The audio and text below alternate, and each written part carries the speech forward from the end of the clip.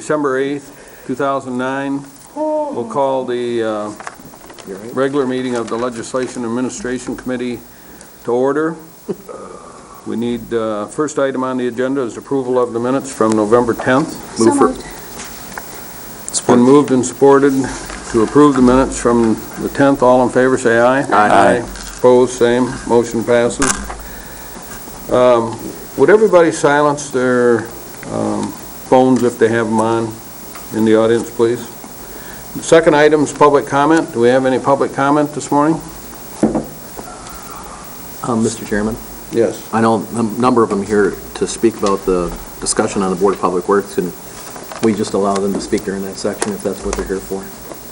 Or do you want them to speak now? Probably what we could do is just have Greg give his report, and then we'll jump down to that. Okay. That sound all right with the rest Sound of you? good? Sure. Sure. All right. Next item on the agenda is community corrections. Morning, Greg. Good morning. Greg Summers, Community Corrections Manager. In your packets is the activity for Community Corrections for the month. Only thing I see notable is Grand Traverse has gotten quite a bit busier. And also, I included some figures on our community service work that is much busier than we expected. We collected so far for the first 2 months of the fiscal year $2,500 and some dollars. We don't run that program to make money. The money is mainly an incentive for people to get it done. We charge $20 for the first week they're on community service, $10 for the second. So they usually put the effort in and get it done quickly, but we're running a lot more people through the program than we expected, and so it's been very successful. I checked the jail. Yes, Larry? When Tim was here, he was kind enough to provide us some additional data below the chart for the prison commitment rate, and what he did is he gave us, there was an analysis done between Group 1 and Group 2. You know, the Group 1, I think Group 1 was the people that were under parole or probation under the supervision of the Department of Corrections, and they violated and went back. And the DLC really doesn't hold us accountable for those people. In the other Group 2, if I got them flipped, I don't know which one I got. And then Group 2 was that they weren't under the supervision of the DLC, but yet went to prison. So he was tracking those for us and gave us that as an under comment underneath that chart.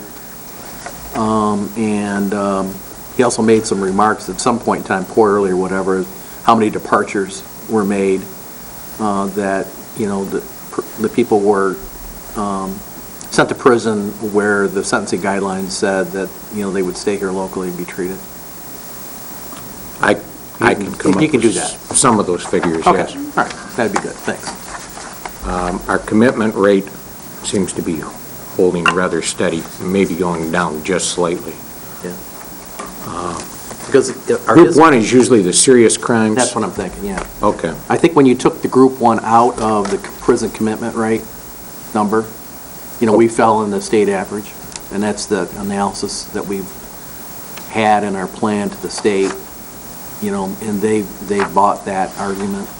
So, you know, we really can't be held accountable to people that continue to violate under parole or probation and supervision of the DOC, you know, so it's all about our effectiveness of our program, so.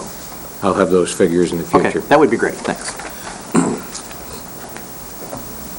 Any other thoughts? Mike or Beth, did you have any questions? No, I Greg? don't. Looks good.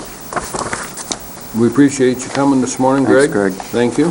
Thank you. Thank you.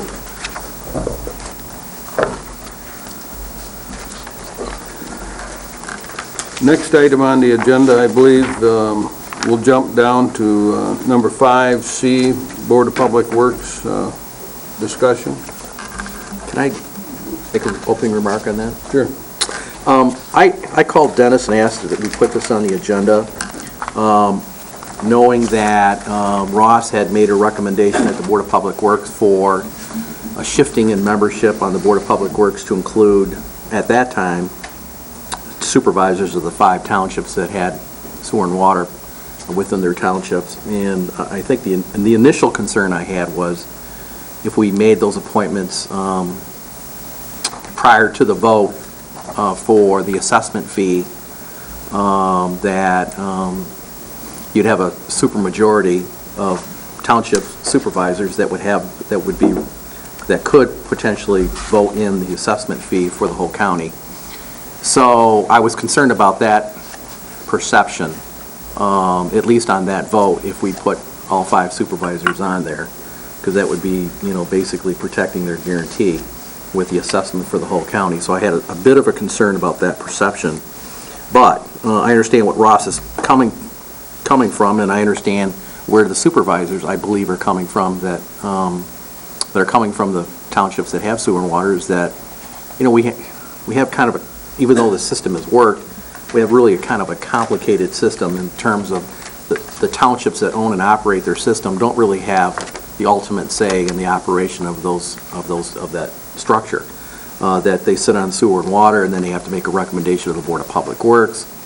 So when I talked to Supervisor Clatter from Acme Township, that was basically his primary issue, is that, if there's going to be any discussion about the restructuring of the Board of Public Works, he would like to see the 5 townships have the opportunity to manage and have the final say on their system, which I agree. So the reason I put this on is that I think before we get into the discussion about putting 5 township supervisors on the Board of Public Works, I think now is the time to talk about what do we want in terms of a structure of the Board of Public Works. I know we've talked about, at the Board of Public Works level, we talked about the possibility of an authority, and those that, as the sewer and water expands, they can join into the authority. The authority can have their own structure, their own bylaws, and the authority could manage and operate their own system. They could still come back to the county for bonding purposes. And I guess the question I have is, that I laid out to Supervisor Clatter was, do the 5 townships really want to manage the solid waste process as a part of the Board of Public Works? Or did they want to manage their sewer and water system? Is that the primary goal? So, it was his feeling that, as well as mine, that, now would be the time to have a broader discussion with the Board of Commissioners, the Board of Public Works, the supervisors from all the townships, bring them in, we're proposing one process that we could use, bring them in, and kind of talk about, what is everyone's needs, what does everyone want to do in terms of if we're looking at a restructure, what are the possibilities, what would be the best fit for everyone. And, there's multiple things that we could do. We can create for example, you can create an authority, and you can say, and I don't know if we can do this or not, you can say the authority, you take care of your sewer and water system or what else you choose to pick up, and the solid waste piece could come back to the county and be transferred over to the Resource Recovery Department. I don't know if the rules under the Board of Public Works legislation allows the county to take that back and just leave the Board of Public Works alone and just let the townships manage and operate their system and not have the solid waste responsibility. Or do we have to create an authority to do that? So those are all unanswered questions in my mind, but what I was trying to get out of this thing is, before we get into changing the structure or, doing something different with the Board of Public Works in terms of its membership,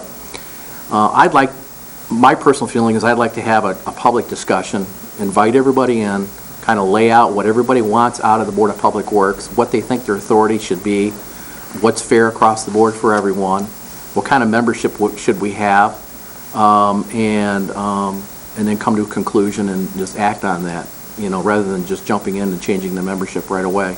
So that's why I put it on the agenda. It's why, I appreciate that the members of the board, some of the members of the Board of Public Works are here, so we can hear from them about how they feel about the membership, and should we be looking at, a new structure, and how that could occur. So that's what I wanted to really get into this morning, Mr. Chairman. All right.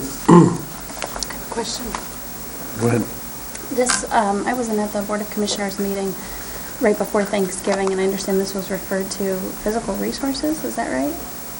I don't recall it. Yes, And that meeting is tomorrow. tomorrow, so they haven't discussed this, correct?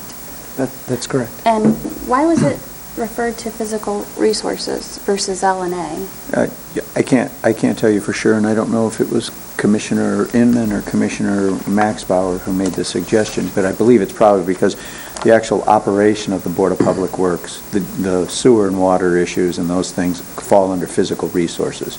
So my guess is that's why it was The sent there. staff and the DPW? Yeah, is it? the organization as Okay. opposed to appointments, and that would be my guess why it was sent there. Okay. But that's just a guess on my part. All right. Thank you. Mike, do you have anything to say? No, go ahead. Ross, did you want to make some comments? Yeah, I think they're... Would you step up here, please? Identify yourself. Glenn, come on up, because Glenn is chair of the, and actually Glenn and Pat, we've got the chair of the Board of Public Works, Sewer and Water, and also the G5. Okay. If we get you both up here, we can answer questions that you might have. Yeah, if each of you would identify yourself and your position, please, for the audience. Yeah, let me just give you a little background. Introduce yourself. I'm Ross Childs, yes, and I'm the interim director for the Board of Public Works. And in June, I presented to the Board of Public Works and to the Sewer and Water Committee a proposal to eliminate the Sewer and Water Committee, if we could, by the first of the year. And we gave them the cost savings, which was around $25,000 to $30,000 by eliminating that one. And I passed out to you this morning a chart that shows the Board of Public Works as it is currently. And just to give you a real quick history on that, when I first came here in '76, the Board of Public Works consisted of the Drain Commissioner and 8 county commissioners. And we suggested that that was not appropriate when they got the Public Works operation going. And so that got changed, and we suggested that they get representation on the Board of Public Works that would cover the rural townships, the urban townships, the city who has the wastewater treatment plant, and then the townships that are paying for it, and then have at-large positions. And that's where we have with the current Board of Public Works that you're looking at. And the history on that was that the urban position up under the Board of Public Works was usually the person coming from Sewer and Water, usually the chairman of Sewer and Water, and that started early on in this thing, more than 25 years ago. And that's where we are with the current people that are there. And some of this was discussed because if we were going to do that, there were terms that were ending this year, and you could look at appointments. And the suggestion was if we did away with Sewer and Water, you can see how they line up. With the Sewer and Water, you do have a number of positions that line up with the ones above. And if we could do away with the Sewer and Water and put some of those other people from Sewer and Water on the Board of Public Works, then we would have one board and have one meeting a month instead of 2 every month. And as a matter of fact, this month, we are actually using the same packet for the meeting on Thursday and the packet for the meeting next Monday. But again, it's a preparation and all the stuff that goes with it. Then, to give you a little more, recently the 5 townships that are the signers on the bonds on the septic facility wanted to separate the septic facility more from the sewer and water issues because they're on the line to pay the bonds should you come short. And the Board of Public Works agreed to do that. They formed a subcommittee called the G5, and that is the 5 townships that are signed on to guarantee the bonds. That was done. They've had 2 meetings, and at their last meeting, the reason it was to L&A is that they made a recommendation to change their schedule again, and that was in the memo that I sent to Dennis on December the 2nd, which gives the current rotation that was modified a year ago with Jack Kelly, who should have been the chairman of Sewer and Water, but was a new township supervisor, and he requested Pat Paul if they could switch their terms. And Pat would become chairman last year, and then Jack Kelly from Elmwood Township would become chair of Sewer and Water next year. And that's the way that we got into where we are right now with the rotation. As you look on the memo to Dennis, that rotation was modified for 2009, and they're looking to request one modification, the same type of thing again this year, is rather than having Jack Kelly come in as chairman of Sewer and Water, they would want Chuck Korn to come in as chairman of Sewer and Water, because there is a legal question that's been raised by the prosecutor about the ability of the Elmwood Township Supervisor to serve on the Board of Public Works. So if they go ahead with that rotation, and Chuck Korn comes in as chairman of Sewer and Water, that would not affect anything at the present time. So they were recommending that you approve that, and then that left that there were two positions that could be appointed on the Board of Public Works, and at the last meeting, they had recommended that, they requested that you consider appointing Rob Manigold and Wayne Clatter to the Board of Public Works, to those two at-large positions that are there. One is, the term is ended at the end of the year, and Scott Josiak has indicated that he does not want to request reappointment. So that would be an open seat. And then in June, when I first suggested this, before I talked to the Board of Public Works and Sewer and Water, I had talked with both Peter Nethercutt and Carl Stasinski. Carl's been on for about 11 years and is term limited next year on the Board of Public Works. And Peter Nethercutt has been on a long time. Both of those individuals indicated that they would be willing to resign and leave the rest of their term open if there were consideration to appointing one of the supervisors in their position. So they were requesting for next year to appoint Wayne Clatter and Rob Manigold to the positions on the Board of Public Works. That would not give them a supermajority. It would give them 4. It would give them Glenn Lyle, and Glenn is there as a representative of Resource Recovery and has 2 more years on his term. It would give you Chuck Korn, Wayne Clatter, and Rob Manigold. That would be the 4 township supervisors out of the 9 places on that board. Now, when that came up and the question of the supermajority came along, I then went back, and what I was proposing at one time was to expand the Board of Public Works. And we are going to be look to amend and correct some things that are there in the Board of Public Works Act, which relate to the definition of septage. It relates to the ability of the Elmwood Township Supervisor to serve on the Board of Public Works. We've had opinions on that, and the committee is recommending that the Board of Public Works take action in this next year to modify the Board of Public Works to update it. It was written and has not changed since it used to be the Board of Supervisors. And therefore, on the Board of Public Works, they could appoint anyone from the County Board of Supervisors, while all township supervisors in the 50s were on the Board of Supervisors. It's not like it is today. So a lot of this needs to be cleared up.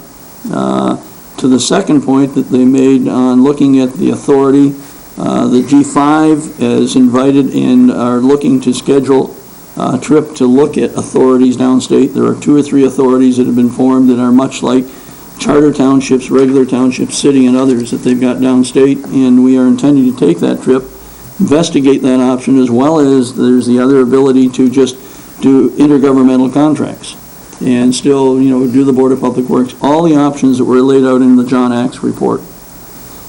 John Axe has agreed to come up. He may be up in either late December or early January with business in the area, and we'll do a program with the Board of Public Works, the Sewer and Water, the Board of Commissioners, and the townships. And still, the issue that we heard last night, Larry, is that the rural townships would like the Board of Public Works or the authority, whatever it is, to include every township and every township have an equal vote. With Doug here, I think I made it clear that, it didn't seem appropriate that Union Township, with their population, SEV, and nothing in the Board of Public Works budget in that sense, other than what we're talking about, maybe the special assessment now, that to give an equal vote to Garfield Township, which has a large population, doesn't make a lot of sense to me. So there's a lot of questions to be answered, but right now the issue that we had asked LNA to look at was the request to appoint 2 township supervisors to the 2 at-large seats, one of which is terms ends this year, the other one would be willing to resign and leave that remaining portion of that term to a township supervisor. I guess, at this point, I guess I would rather not take action today on that, Ross, and delay that decision so we can have, I guess my preference is to have that meeting with John Axe and bring in the Board of Commissioners and the township supervisors, and let's have an open discussion about what does everybody want, what does everybody see in terms of the structure, what would best fit everybody, and then take a look at the duties of the Board of Public Works versus an authority, and see how we want to how we want to conclude that. I mean, I'd rather do that and I would like to do that in a timely fashion so we can address this thing. So. I might ask Glenn as chair of the G5 or Pat as chairman of the other two bodies if they have comments on that. But I have plenty now. Pat Bob, Blair Township. First, Larry, I have to disagree with you. It's Okay. kind of a, Blair Township is a member of the DPW. We are not a member of the G5. So it's kind of confusing when you say that all Seward and Water Townships, and you're not including Okay. Blair. All right, I stand corrected on that We one. feel left out all the time. Okay, yeah. But I am not a member of the G5, so a lot of the things the G5 is doing, Sewer and Water is not involved in. But I do agree with the principle that the 6 townships that are paying the bills should be making the decisions. Right. And where the rural townships, I can understand their concern on a septic plant because of a possible special assessment. But after that issue is resolved and things are going, I feel it should just be the 6 supervisors that are making the decisions for sewer and water issues. I agree. Okay, Glenn Lyle, East Bay Township Supervisor. I'm not going to reiterate what Pat had said, but I agree totally. Let me touch on the G5. G5 was created to deal with the septage. The septage, we kept hearing in public meetings that the townships did not take responsibility for it. In fact, I think the county Board of Commissioners were going to get involved because we didn't. So we created it. We created it so we had some say in it. We said at different meetings, and Lord knows I brought stuff up, and it got voted down. It got voted down by people that do not have a dime invested in it, and that isn't right. My thought is, and I understand the rural township's concern, if there is a special assessment, the first thing that happens when the special assessment gets passed is the county takes over that septic plant, period. Eliminate the issues of 5 townships technically owning it and the rural townships having to pay for it. It's never going to work. We've talked about this since I've been sitting on these boards. Let's get it behind us. If we're going to have a special assessment, the County Board of Commissioners agree to pass it, that they take that septic plan over for the county and for everybody within the county.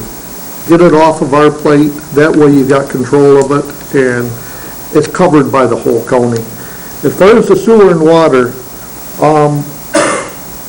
to have a board that's an advisory board and paying the bill Right. is ludicrous. Right, I agree. I went through, and I don't want to hash out on this, but I dug out the proposals to build the septic plant. Water and Sewer is the one that came up with it.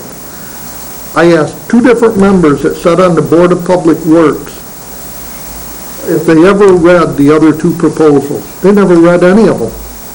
And if you read the other 2 proposals, they tell you it isn't going to work. And we sat here today, 5 years down the road, $8 million in debt, realizing it doesn't work the way we figured it would, and we're looking at changing the technology to what was said in the other 2 proposals.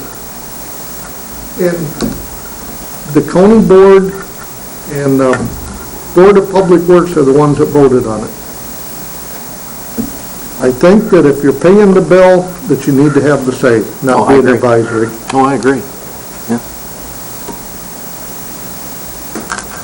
Well, I have to I got to clarify that, Glenn. First of all, it was the Sewer and Water Committee who recommended to the County Board of Public Works that they approve that contract, and the Sewer and Water Committee was made up 5 of 7 members of the supervisors of those townships. So I think it's important to give that other piece of it.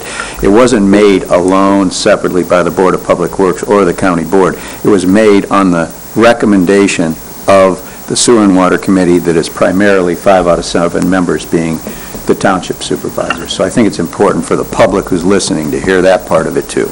Do you disagree? I disagree with you, Okay. but what you're saying is, if I'm understanding you, is because 5 townships made the recommendation, that's why the board went that way. I believe that's true. 5 townships made the recommendation that county take over the septic plant, but didn't go that way. Sometimes they agree and sometimes they don't, but the inference was that the townships had no say in that decision to build that plant with that firm. And in fact, it was, Doug's sitting in the back and he's shaking his head yes too. I was there too. It was because the townships and the Sewer and Water Committee recommended that plant, including your township, that the County Board and the Board of Public Works went forward with that. And commissioners that were here know that that's true. Clarify what you just said about the 5 townships recommended that the county take over the plant. Through what? We all filed resolution. Okay, now hold on a second. That resolution was stating that if we passed an assessment, you would not maintain ownership of that. That if the county residents paid for the facility based on those assessments, that the ownership would not go back to those five townships. That was the purpose, the wording, you can look at it, go back to the meetings and the minutes. That was the purpose of those resolutions. So that's a little bit different than the statement that you just made, so I just want to clarify that. I don't recall it that way. Neither do I. I don't recall the special resolutions- assessment even being talked about Yeah. at that point. The resolutions, The resolution, we asked the 5 townships if they would consider giving the county board a resolution that they were willing to give up ownership of that plant if the county wanted to take it over. through a special assessment district. No, nothing said about a special assessment or anything. We're talking ownership. And I don't believe that decision's been made yet. As far to my knowledge, it hasn't, unless I missed a meeting or something, because we've talked about it lightly at the board level, but I don't think the County Board of Commissioners has made a decision whether we would take that over or not. You're exactly right, in that the statement that you made was like, that the township had asked that and the county had denied that request. In fact, I do believe it was prefaced the discussion on us working towards a special assessment district. But you're right, we haven't made that choice right now, and we're not making that choice because how do you expect the county to take it over with no solution to the funding difficulties? I mean, we have to have an answer on the assessment before that decision's made, but I was just wondering if we had other comments too. Well, we could get into a long-winded discussion here about, and I think it's not proper at this time. No, I was just asking if we had other public comment. Larry mentioned at the beginning that we would take comment during this time, that's all. Doug, did you have anything you wanted to say? All right.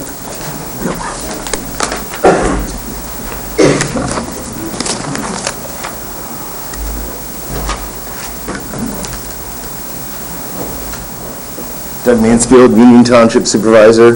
Thanks for your time this morning and the invite from Larry. We did have our meeting, Fife Lake Township and Union Township, regarding the special assessment proposal last night. One thing was made clear is that if and when a special assessment does come about, there should be clear representation from all the townships involved in that, i.e. their supervisors sitting on some kind of an intergovernmental agreement or the like. I guess what threw me on this whole issue is I was Board of Public Works Chairman 6-7 years and sat on the board 1 or 2 more than that. In that time, I know of no situation where the Water and Sewer Committee didn't get what they were recommending to the Board of Public Works. I know of no holdup. It may be another step they need to go through, but they never didn't get something that they were looking for through a bond or a DPW contract or whatever it was. And actually, if you look at the septage issue, and I guess that's what throws me, is this request is coming from the 5 Gs, the 5 guaranteeing townships, not this water sewer committee. So this definitely is coming from the idea of the issue of the liability, the financial liability that the 5 Gs have on the septic treatment plant. And I think this is a very untimely request politically as we move through this. It may work only that 4 serve on the Board of Public Works at this time, but the request was that all 5 sit on it. So that's going to set a positioning, posturing that I think the rural townships are going to be fairly uneasy with. And I will say that Union Township, to my understanding, probably has more cash involved in the septic treatment plant than the 5 townships. Everything the 5 townships did, they guaranteed, but was turned into the bond. The study, the design, the construction, the operation of it, that's into the bond results. I've got more money, cash, involved in researching this than the 5 guaranteeing townships do at this point. And the frustrating thing for me is that when you talk about the septic treatment plant and that contract and the issues and moving through that process, it was the rural townships that brought up the fact that maybe you should do a business plan before you take this on. That request was taken back to Water and Sewer and shot down because it would cost and take time. So the rural townships and the citizens at large definitely have a place on that board to advise the Water and Sewer on issues that they may not see. There's a lot of things that are involved in this, and I agree. And sitting there and watching, the Board of Public Works having to vote on a bond in Peninsula Township, that's, on a water system or whatever it is kind of ludicrous. But on something of solid waste, something of the septic treatment plant that is the whole community's liability at this point, we have a place on that board. And when we talk about the model of the Board of Public Works and how the just different joint agreements work, we've got an 8-9 township fire department that works fine. My physical liability in that is $10,000-$12,000 a year. Long Lakes is $300,000-$400,000 a year. But I still have the same vote. And when I talk to the other supervisors about that situation, of me having so little into that, and should I have the same voice as someone who's putting that much more money in, they're very comfortable in it because we're leaders, we're looking at things, we each have our constituency to look out for. I've talked to a couple of the other supervisors that are part of the 5 Gs about this request, and if I was in this situation that their predecessors put them into, I'd be fighting in the same direction. Right now, I have to look out for my constituents in my region, and if this goes through this easily, it's definitely going to send a message to the rural townships about where the county and the Board of Public Works is headed, and I would just caution you, take it slow. It's just been like this for 20 years. There's no reason to change it, and like I said, they've never gotten anything they haven't wanted, so just take it slow. I do believe there's probably a change in this thing. We've got to get through the rest of these meetings and the finalizing of the report. This is definitely coming from the issue of the septic treatment plant, and there's some other things to work out before we jump into this. So, thanks again for your time today.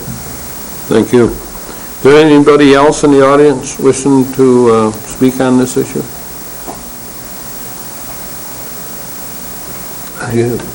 I guess I'd like to make a recommendation that the LNA committee recommends that the Board of Commissioners set up a separate meeting and invite the rural townships, the guaranteeing townships, the Board of Public Works, to a meeting to discuss the feasibility of restructuring the Board of Public Works, and we hold that as soon as possible.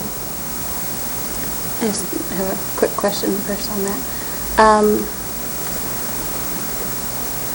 what other, basically what we're saying is, this ACTS report that was November of 2007, and the meeting that happened in January of 2008, with all of the boards together, the Board of Public Works, Sewer and Water, Resource Recovery, I think the Board of Commissioners was there. What we're basically saying is, that's an unfinished process. Nothing was ever picked up from that meeting. I mean, that meeting came and went, and the process was dropped. Right. So what we're basically saying is we need to finish that. Correct. And we need to not short-circuit that process by amending the Board of Public Works, because while I completely understand the viewpoints of the 5 townships that have guaranteed the septic treatment plant, I don't believe that we should short-circuit that and adjust the BPW, because we also have to remember that as this stands right now, we have to keep a county focus, a broad focus, and altering that BPW would change that. So I think we need to have that conversation first. I'm just wondering, is that the best approach to continue out that process? I think so. Are there other ones, or, I think it's the next step to have the open meeting discussion. Yeah, I think it's, if the board wants to do that, that's fine. I would, remember, you will have one vacancy. And so you might want to consider at least appointing one of those Yeah, I would- township supervisors, if that's your, kind of the direction, doing Yeah, I that would have now. a It's for an interim term, and I don't remember the timeline, but Scott Josiak is leaving, and so that's a term that goes, no, that would be it would be a new term. It would be a new term. So, there is one opening, and you could take one step in that direction by appointing someone if you so choose. But, that's a decision of the board. If I could ask the chairman, would it be possible, I know we have an interview coming up very soon, but would it be possible just to take a minute with Ross? Because the one thing that I'm not sure of is how resource recovery, it was decided resource recovery would fit into this BPW. I think that's part of the discussion I want to have in the open meeting. Yeah, okay. That's just a curiosity of mine, and it's always asked of me, and I just don't know the answer. Ross Childs again, and when we started the resource recovery operation in the 80s, there was a request at that time that maybe we set up a brand-new board just for resource recovery. Originally, when I came here, let me tell you, there were 29 county board committees, and we got that narrowed down to about 5. I was not one to say that we need a committee to look at changing the light bulb in the courthouse, because that's the way it used to be in 1976. So I suggested that we add resource recovery to the Board of Public Works. That's a logical thing in a lot of public works operation is resource recovery. And we said then put one position on there. And this has worked fine. And Beth, I would say that you haven't finished it with the John Axe report, but the John Axe recommendation was don't change what you have. It works. and that may come out of the process. And that's fine. And I'm just saying that was it, and so it stayed that way. All I'm saying now is that with the 3 at-large positions we have there, and if I'm hearing stuff in all of the township meetings, if there is a special assessment, they want the special assessment approved by elected officials, so that they have a chance to remove them from office if they don't like it. Well, we have 3 people on that board that are not elected officials. If you begin to replace those 3 with elected officials, you would have basically all elected officials. The county drain commissioner is elected. The city representative is going to be Mike Gilman. He is elected. Bruce Hooper is elected. Marv Radke is the rural representative. The rural townships make the decision on that, and then you approve that recommendation, and that could be a township supervisor, or it could be someone like Marv. But Marv, I think Marv may be elected. He's a trustee. He's a trustee, so that is an elected position. And therefore, the other ones would all be elected. And that's when, with Scott Josiak's thing coming up, I would think that you should appoint someone. And I would, again, the same request we had is having 2 out of the 5. I mean, Glenn Lyle happens to be there, but he's there because of resource recovery, not because he's the township supervisor. Now, I think that's maybe what Dennis is saying. Look at the one, and the other one that we do need you to consider action is that approve the rotation that they're making the change, because the county board appoints the Board of Public Works. Pat Paul's term ends December 31st, and all of the townships would like Chuck Corn to become the representative from Sewer and Water to the Board of Public Works. I think the county board has always appointed whoever They have, was yeah. recommended Yeah, from. But again, just to keep things in the terms, that's why we brought it to this thing, so it could be done for the first of the year. And that's how we get into resource recovery. All right, and I don't have a problem making a second motion to approve the rotation, the normal rotation, but, so I made a motion, Mr. Chairman, I don't know if we have a support on that or not. Support. Okay. And that was just for holding the meeting? Correct. Correct, okay. Now, your motion is to get the county board together. Along with the Board of Public Works and the supervisors of all the townships together. Which is a meeting that we had similar in 2007, Fairfield Town Hall, and I think John Axe was there. Is that correct? Yes. And you know, the outcome of that meeting, that was a brainstorming, if memory serves me correct. And It was a pretty quiet meeting. it was. Yeah. No, not really. Yeah, it was. It was. I think it was. It was what? There wasn't much discussion when John came up with his opinion that said it's pretty much, it's working, and it's working as good as anything in the state, I think is what he kind of said. I had the impression that everybody was saying, okay, it's working, we're going to leave it alone. There was never, Beth is right, there were never any meetings after that to say, we need to tinker with this, or we should change it. Except for the townships, saying, we need to kind of relook at this whole sewer and water thing that Ross brought up, which I think is a legitimate concern, because, it's another, if there's a way you can eliminate that sewer and water committee and allow those townships to have a vote, and we may disagree on how that takes place, that makes perfect sense. They're paying the bill. Right. Okay, so, my issue has always been, that's best done through an authority as opposed through a county board, or through a board of the county, but, that's a discussion that maybe it's time we have it again. It may not have merited much more pursuit of it back when John Axe did the report 2 years ago, but maybe now things are different and people want to talk about it. I do want to add, too, that personally, I don't see a problem if, for example, if Carl Stadinsky decides to resign and you put you have two supervisors in those positions, they're still not a majority.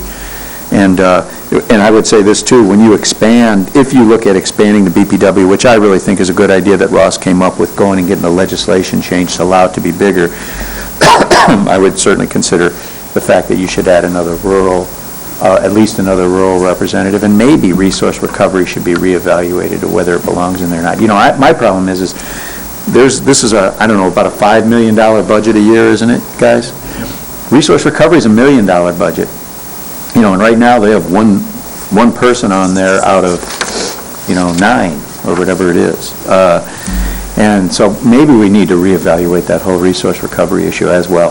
That's why I think it's important to have that meeting. But those are all discussions and points that need to be brought up at that meeting. They need to Right. take a look at. I agree. What's the current situation? Is it meeting the intended goals? Exactly. And what tweaks may or may not work? Exactly. And then implement any changes, if any, at that point, and, go through the process of implementing those at that time. That's exactly where I was going. Yep. Yeah, okay. Chuck is not on the BPW board now, correct? Pat Paul. And Glenn. And your suggestion would be to, in place of Scott, which his term expires the end of this year, to have LNA appoint Chuck Corn? No, Chuck is going, Jack Kelly will be the chairman of the Sewer and Water Committee come January, but because of this question of, Jack has said he'd like to wait a little more time before he goes on to the Board of Public Works.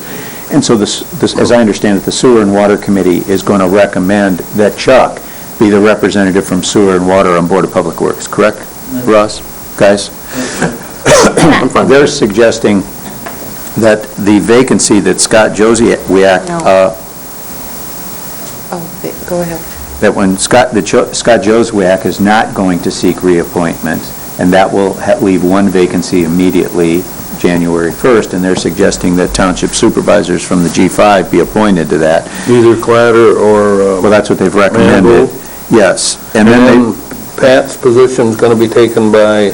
No, that will be Chuck Corn, because he'll be replacing the chairman. Pat is there as chairman of Sewer and Water, But he won't be chairman of Sewer and Water next year. It will be Jack Kelly, and they've agreed that Chuck Horn will sit in that position since Jack, there's a question of Jack being outside the county, whether or not he can sit, so that'll take care of that. They're also saying, though, that Carl Stadinsky is thinking about resigning, which would open up another position that could be filled by Rob or Wayne. Is that correct, guys? Yes. Okay, all right. Okay. Let's deal with this first. First, Well, I'm trying to Yeah. get it clarified, but we can deal with the motion first. Would you repeat the motion, please? Larry's motion is to have a meeting that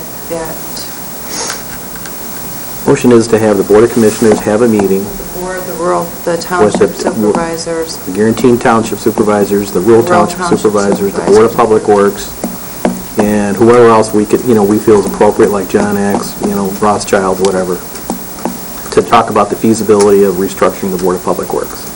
Chairman, I think you should include the Resource Recovery Board. Okay, good idea, and Resource Recovery Board. So that's the clarification of my motion. Does everybody understand the motion? Yes. All in favor, say aye. Aye. Opposed, same. Motion passes. And I would make a motion to... hold on one second. Okay, all right. First, I want to say one thing, and that is, I want to, really extend appreciation to Pat Paul, who stepped up, and he was chairman of the BPW this year, he was chairman of Sewer and Water, and he did that out of rotation, correct? And he was the chair for the Finance Subcommittee, and he didn't have to do any of all of that, and he did, and it wasn't a particularly easy time to do it either, so I wanted to do that. Secondly, I want to note that we have an applicant here. I also have to think that there's some value in having members at large on committees as well, for their perspective. And we have an application here of a civil engineer with a master's degree, extensive experience with water and light and public works departments, that also has a financial background. Talk about a great candidate. And quite frankly, we interviewed this individual when we appointed Scott Joswiak, who is a great guy, but, I have to admit, Scott kind of won me over as an East Bay resident. But John has one heck of a background that would really add to the BPW. And I think that we should think about, too, the value of having members at large that have those sorts of that have that kind of critical background. Okay. But we're limited with the number of people we can have in the BPW. Well, sure we are, but don't forget, some of those positions coming up are members at large. Scott Joswiak. I know, but they would be filled by elected officials. We don't Supposedly. have to do that. Yeah, proposal. We could choose No, to that's have the this individual. That's a proposal. That's a proposal from G5 that was Well, I formed think we need to support- discuss this at the open perhaps the open meeting we're going to have, rather than this morning. When do we have to make that appointment for Scott's position? We want that before the end of the month here. Yeah, I mean, typically you would have it before the end of the year. It could remain vacant, it just means you'll have less than a full, you won't have the full board appointed in January. Manigault, so we ought to. Yeah, hey, clarification on how we proceed with the motion that just got passed. Ross, did you say that John X is going to be up here in December? He's calling me back. We've been after him to come up, and he's going to schedule it when he's up here on other business, so we don't have a charge for it. But he said late December, early January. Well, it's just my feeling that I'd rather not take a month and try to schedule this thing on. If we can get this, if we could ask the chairman to send a memo to the rest of the commissioners indicating this was the action of L&A, and that we would ask Dennis and Ross to see if they can put together, a meeting sometime prior before the end of the year or first part of January, so this thing doesn't get delayed. So, everyone's fine with that.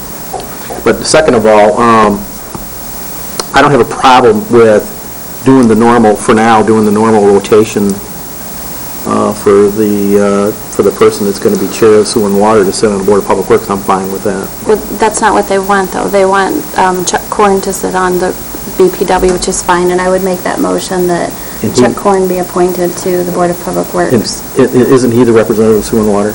No, well, he'd be the representative of Sewer and Water. I thought I heard you say the chair of Sewer and Water. No, we wouldn't be appointing Chuck, because he's the representative of Sewer and Water, correct? So he's going to go on to the board. We'd maybe appoint. Do you not still make that as an appointment? Yes, Ross? Clear it up very quickly. Past practice has been that the chair of Sewer and Water becomes a member of the Board of Public Works. And Beth is quite correct that Pat Paul last year volunteered as chair of Sewer and Water to also go on the Board of Public Works. When he got to the Board of Public Works, they rewarded him there by making him chair of Board of Public Works, and he agreed to do both. And the G5 complimented him the same as Beth has. He's done a great job in that. It's been a hectic year. Yeah. But, He looks happy about it, though. well, He's happy it's December. the one thing is that there's nothing that says it has to be the chair of Sewer and Water, but it just has been that way. So what they're saying now, and at their last meeting they discussed, they think it would be good if the chair of Sewer and Water became chair of Sewer and Water, and then a year later would become the representative to the Board of So Public we Works. haven't received a formal recommendation Yeah. yet because the chair hasn't been appointed. That's going to happen their first meeting in January. Well, what they're asking though is that you would appoint Chuck Corn. They have elected Chuck as their representative, and that's what they want to do. So they took action on that? Yeah, they did. Okay. Then it would be okay to do that, but you're appointing him as the Sewer and Water representative to the In Board of urban Public position. Works. Yeah. So I would make the motion that we appoint Chuck Corn to the Sewer and Water, as a Sewer and Water representative on the Board of Public Works in the urban designation. Support. Okay, everybody understand the motion? All in favor, say aye. Aye. Opposed, same. Motion passes. Okay. Now we're done with the BPW. You are, but as long as you understand that come January 1st, you will have a vacancy on that board. Scott Joswiak vacancy will be there unless you choose to schedule a special meeting and do some interviews yet this month and make a recommendation at the end of the month. And their Hold on, next board meeting is until the end of January, so we got a little bit of time. Why would we not consider appointing John Alashkar? I just soon have that general meeting before we get into. Yeah, I think we got to talk about this because, And I would suggest to you that, have you interviewed him? Yeah. Oh, okay. I didn't realize you interviewed him. I was going to say, I think it's important that you interviewed whatever candidates were there before you make a Yeah, decision. and in all fairness to what they've recommended in terms of the additional two township supervisors, I think we should take that under consideration and have the meeting and then come back and have the dialogue. Okay, we can always, the way I see it is we could always go and change that position and then change that appointment, but that's fine. Yeah, all right. And then we have, an interview at 8? yeah. Yes. Okay, thank you for Thanks for coming the in this folks that morning. came We in this morning. appreciate it. Okay. The next item on the agenda would be an interview for the library board. We're 26 minutes late. Fred? And how do you pronounce your last name? If you'd take a seat there and give your name and the board that you're applying for. Yes, my name is Fred Schasman. My given name is Felix Schasman. That's a Dutch name. I was born in the Netherlands.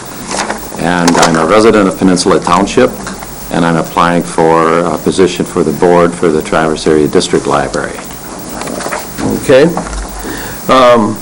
We just have some, this is a fairly informal process. This is a subcommittee of the Board of Commissioners, and we'll ask you these questions, and then this committee will make a recommendation to the full board, and the full board will consider the recommendation at the end of the month, and they'll either make an appointment or take whatever appropriate action they deem necessary. Seated on your left here is Chris, and she'll be in contact with you, the results of that, okay? Okay, that sounds good. And at the end of the questions, we'll give you the opportunity to make any statements or ask any questions that you may have. Sure. All right? Mike? Good morning. Morning. What is your interest in becoming a member of this committee? Well, I believe strongly that libraries are key to education. I have a lot of background in libraries. In fact, maybe a little bit of background. I'm I immigrated at age 15 from the Netherlands, and about a year later, English is not my native language. It took a little while in high school to learn that, but it seems to have worked out all right. So as a junior in high school, I came on working in the library at high school. I did the same thing in college. When I moved here, I also sought appointment, actually election, to the Peninsula Community Library. A little side note, we actually moved to be right next to the library where we live downstate. Books have been important to our family. Our kids who are adults are strong readers, and I believe very strongly that knowledge rests in books, and books is a little bit in quotation marks because we have so many other sources now at libraries. Thank you. Good morning.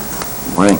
What previous experience in serving on committees or in community activities will enhance your contribution to this board? Well, I was on the board of the Peninsula Community Library, and I think that's a real good example. I served as president for a couple of years on that board. I served on a lot of other boards and continue to do so. I'm on the board of the Multiple Sclerosis Society, which is located, the chapter is located in Southfield. I've been on that board since, I believe, 2002. I'm also on the board of the Cherry Capital Cycling Club, and one of the things that I do there, I'm the director for safety and education. Some of you may have even seen my name various places, working on the issue of how do we resolve the conflict on our roads between motorists and cyclists, which is a pretty complicated thing. In fact, I started that process for Peninsula Community when there was conflict on the roads, and there still is to some degree, between motorists and cyclists, and how do we resolve this conflict? So conflict resolution is one of the things that I believe is one of my strengths. And that doesn't mean that you have to have conflict in order to be able to resolve things. The ideal thing is how can we work collaboratively at the front end.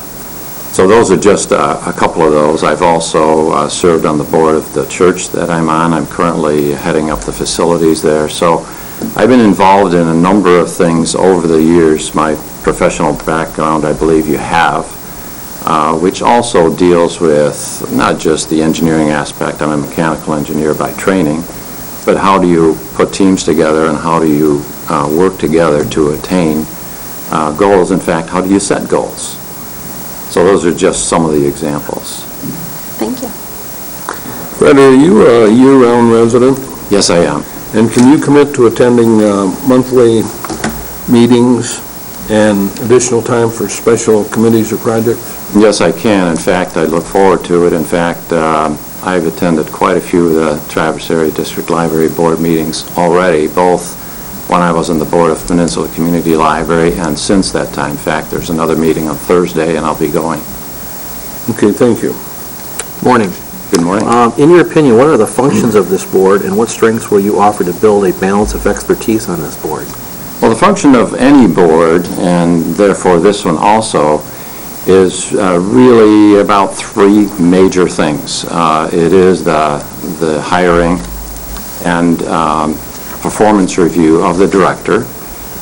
It is managing the finances, in other words, looking at the budget, making sure that the budget meets the goals that are set up, as well as doing long-range planning, looking at where's the future, not just in this case for the library, well, what do we need for this library, but really having the vision for where we need to go, because certainly in library systems, things are changing. The changes that I'm talking about is reduced funding from the state, greater demands because of the difficult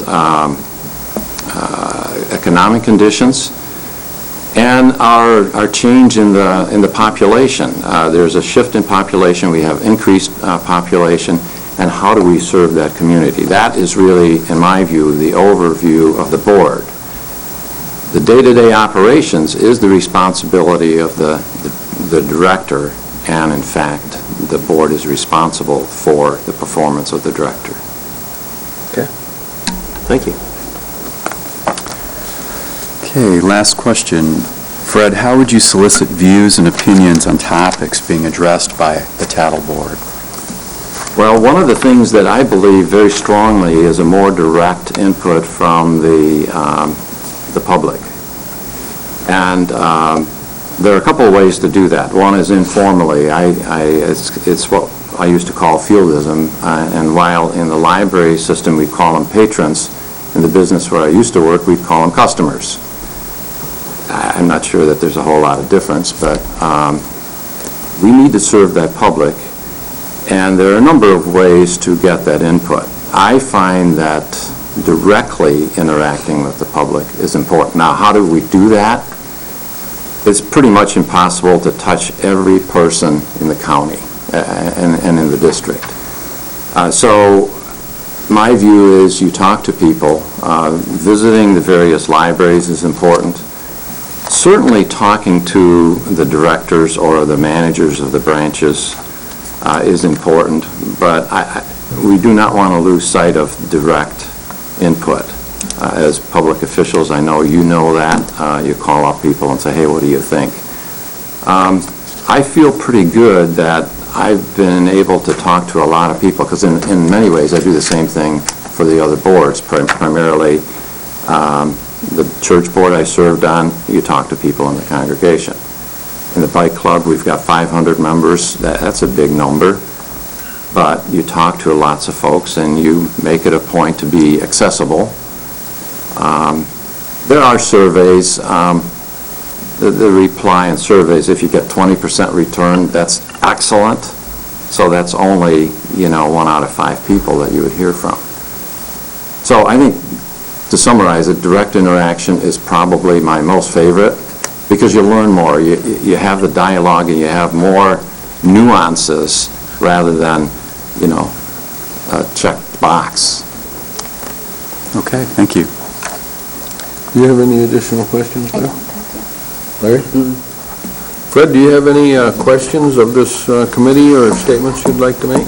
Yeah, I'd like to talk a little bit for additional consideration. I put together which is just my view of the vision that I have for the library, and that may be of interest as you consider appointing a candidate.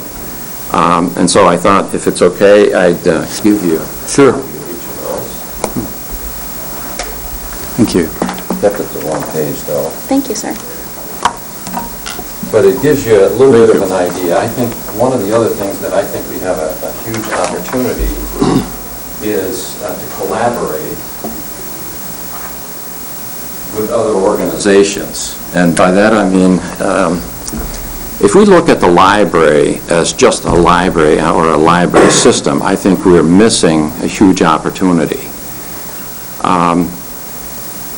In some ways, we're fortunate in that a very tough economic time forces us to look at things differently.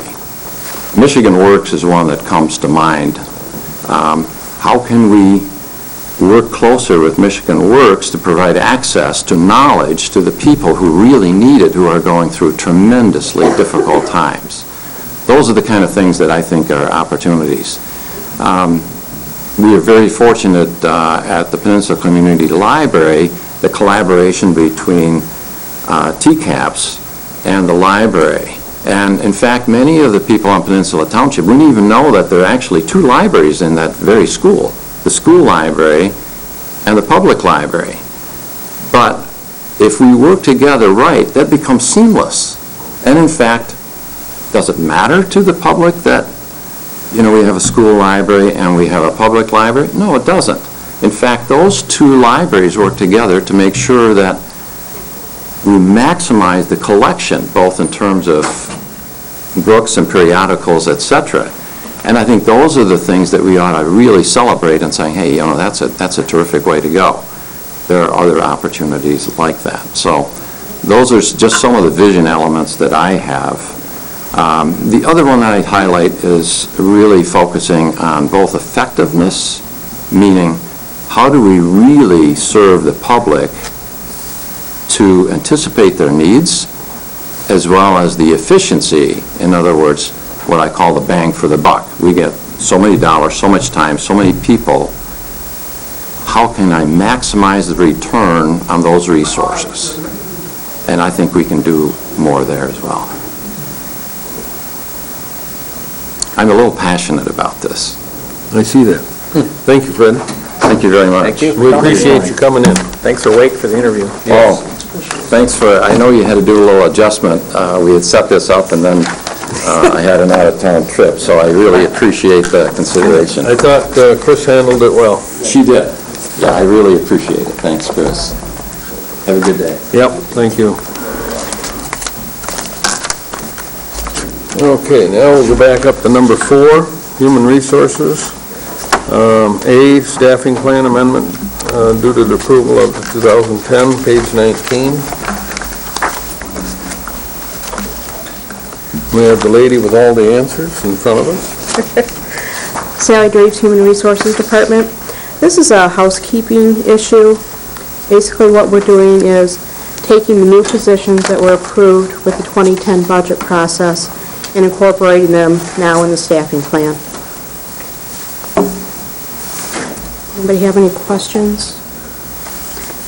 Didn't these already run through the board? I thought they did. Well, they did get run through the board. This is more of a technical amendment to actually amend the staffing plans. You approved the positions to be added to the budget, so the money is there.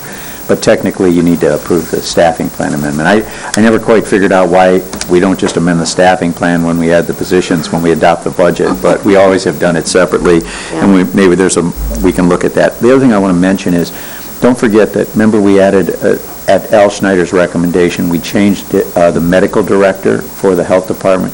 No, not medical director. Medical examiner from the health department, from contractual to a position at his direction. We're going to bring you the budget amendment for that at Ways and Means next week, I believe. So I just wanted you to be aware that that's coming too. Does anybody have any questions of Sally regarding this? These are the positions that you added to the budget for next year, though. I'd be open for a motion. Move for approval as presented. Support. Been moved and supported to approve, Staffing plan amendments.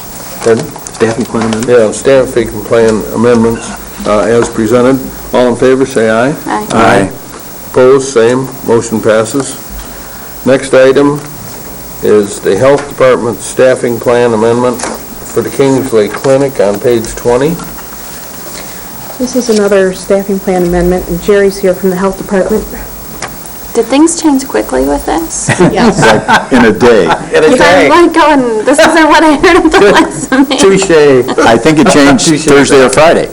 Yeah, we informally, I think late Wednesday, the day after Human Services, received notification that we were going to be funded for a 3-day clinic in Kingsley. We don't have a contract yet, but our purpose of bringing this staffing plan amendment to you this morning is so that we could begin the recruiting process.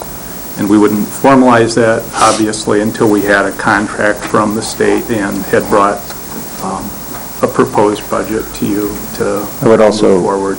clarify that that this clinic, that your commitment here is, as long as the grant funding is there at this point in time, you're making no commitment beyond that, and you'll have to look at that with the health department if, for example, the funding is reduced or eliminated, and you'll have to look at it at that time. And the grant that's presently been approved is approximately $170,000? Correct.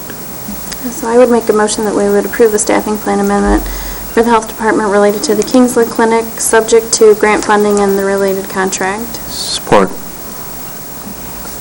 It's been moved and supported to approve the staffing recommendation as long as the grant funding's in place.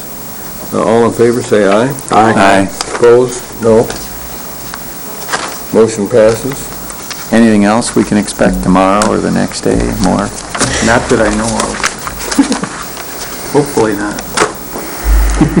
Well, I think it's Congratulations, though. That's great. Thank you. Yeah, we're really excited about it. This will, even with the small reduction that we had at the other clinic,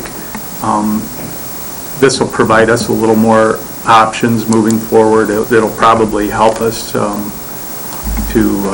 create some cost savings at the other clinic by sharing staffing, sharing the coordinator at a reduced level. So we were hoping that this would be the case because I think it'll make both clinics, a little more efficient. I think it's good to mention too that, Jerry, were there 3 or 4 clinics? That's all the new clinics they approved in this budget? Right, this was the 4th clinic that they approved at a reduced level across the state. Which I think is quite a tribute to our department and the existing program and our partnership with the schools, because they didn't approve, only 4 of them in the whole state, and I'm sure it had a lot to do with the performance and the success we've had at our present clinic in Traverse City that allowed them to go forward with this. So I think it is a tribute to the work that you guys did. Good job. And this clinic is for students 21 and under? I'm not sure that 21 is the top end, but yes, it is for adolescents. Yeah. I was really tickled to see the health department put in for that a lot earlier this year, and I was really happy to see it awarded like Dennis was talking about, because it makes a great deal of difference for South County residents. We got people down there in Union Township, Fife Lake Township, Paradise, and so forth, and that saves a lot of miles and wear and tear in the car, and for the people that have transportation problems, it certainly assists them. So thank you. We were somewhat hopeful, too, with this clinic being funded at 3 days a week. We'll now have a dedicated space in the Kingsley area. So we're going to look at the possibility of taking other services to the community, on the other days when the clinic may not be operational. So possibly we'd be able to do WIC services there a day a week and, to do the very thing that you're, reduce some travel miles for the residents in that part of the county. Yeah, I'd had a conversation with Fred, and that's what he indicated. And I think you'll find the people down there really be cooperative in assisting you and looking, too. No, the community has been very supportive and, great to work with. I think, the staff is really, excited to have this opportunity. Okay, thank you. Next item on the agenda is page 21, EAP renewal for 2010. Remember, last year we bid out the EAP contract, so it's on the rotation with our health and disability insurance. So this is just a one-year renewal. They are renewing at the same rate, and actually they've maintained this same contract rate since 2005. I do have some statistic information on usage. There's the number of employees using it and the number of sessions. Thanks, Sally. Thank you. And Sally, I know we saw the contract last year when you bid it out, and we had the contract. Nothing has really changed in that contract. Okay.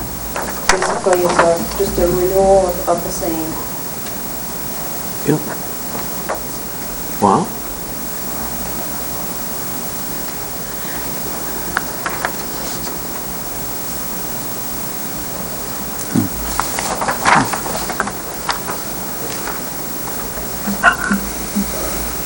As you can see, the need for the EAP program has kind of steadily increased since 2003. And it's a valuable resource to both employees and our supervisors and department heads for the need to, make strong suggestions sometimes to employees who may need assistance that are not aware of it. So it's been a great resource. Do you have any idea, Sally, of the reason for the drop from 2009, that's only for 3 quarters, right? Yes, because we haven't completed the 4th quarter yet. Would a projection be that it's going to be pretty equal to 2008 then? That's my assumption on that it's going to be fairly equal to that in that ballpark. I would be open for a motion on this. I would go ahead and move to approve the renewal of the Employee Assistance Program agreement with Catholic Human Services for the year 2010 in the amount of $4,200, and to authorize the county administrator to enter into this agreement. Support. Been moved and supported to approve the Employee Assistance Program with Catholic Human Services for 2010 in the amount of $4,200. And we authorize the county administrator to enter into the agreement All in favor, say aye. Aye. Opposed, same. Motion passes. Sally, why don't you just stick around while I go through these in All right. case there's any questions? Next item would be the central, well, let's see, that's a union negotiation? Yes. Command office? Yes, this is a recommendation for the approval of the labor contract with the Central Dispatch Supervisories Unit. It is at the same terms as the other units we've approved, 1.5% for 2009 and 1.5% for 2010. The payment in lieu of health insurance is increased to $2,000, and everything else remains the same, and I'm recommending approval. What was that payment before? Sally? The payment in lieu of was staggered for single coverage, it was $600, double $750, family $1,000. Now it's going to be $2,000 across the board. Let me make a general statement about that so that the board is aware. That is an increased benefit to those employees who choose not to take it, but our analysis has shown that if we can get up to 12 more employees not to take it, it actually becomes a cost savings to the county. As you know, we have an item coming up about the non-contract people, department heads, whoever's not in the union, including elected officials. I asked Dennis, I know that we put the $2,000 option in the budget, but we really haven't acted upon it. But I said, we really need to get into discussion before the year end on that. And I just want to let you know that's a topic that's coming up here under item 5B. I guess we can address it at that point in time, but my preliminary feelings on that is, I'd like to give it a one-year shot and see if we can track the number of people that have decided to take the payment in lieu and not take the insurance, to see if we, on a one-year basis, to see if we're ahead of the game by offering a larger dollar amount for people to reconsider not taking the insurance. It also acts, in some cases, gives a little more parity for people that are working here that, get the benefit of $4,500, but yet $600 in cash for those that don't. Gets back to a little bit of, kind of equal the thing out, and if we raise it to $2,000, they're getting a little bit more benefit out of not taking it. So I think the incentive is good. I think we ought to give it a one-year try to see if we get enough people to take on it, where we can save the cost of the premium overall. Well, yeah, but I don't think we can do this. We're talking a labor contract here. No, I'm just talking about in item 5. That's just the non-contract stuff. Non-contract. Oh, okay. So I just want to let them know that we have that up for discussion as well. All right. You're not talking about this, then? No, I'm fine with this. All right. If I could make a comment on that $2,000, what we've done in the past when, as the date of this, when it finally will get approved at the end of December, payouts for 2009 will have already occurred, so this payout will be for 2010. Yes, thank you. Just to clarify that. Right. Do we have a motion on that yet? No. Move for approval as presented. Support. Been moved and supported for approval as presented with the Command Officers Association of Michigan for Central Dispatch Supervisory Unit. All in favor, say aye. Aye. Opposed, same. Motion passes. Next item is the Teamsters Central Dispatch Bargaining Unit. This is this contract mirrors the one you just approved, 1.5% for 2010, with the payment in lieu of health insurance at $2,000. Everything else remains the same.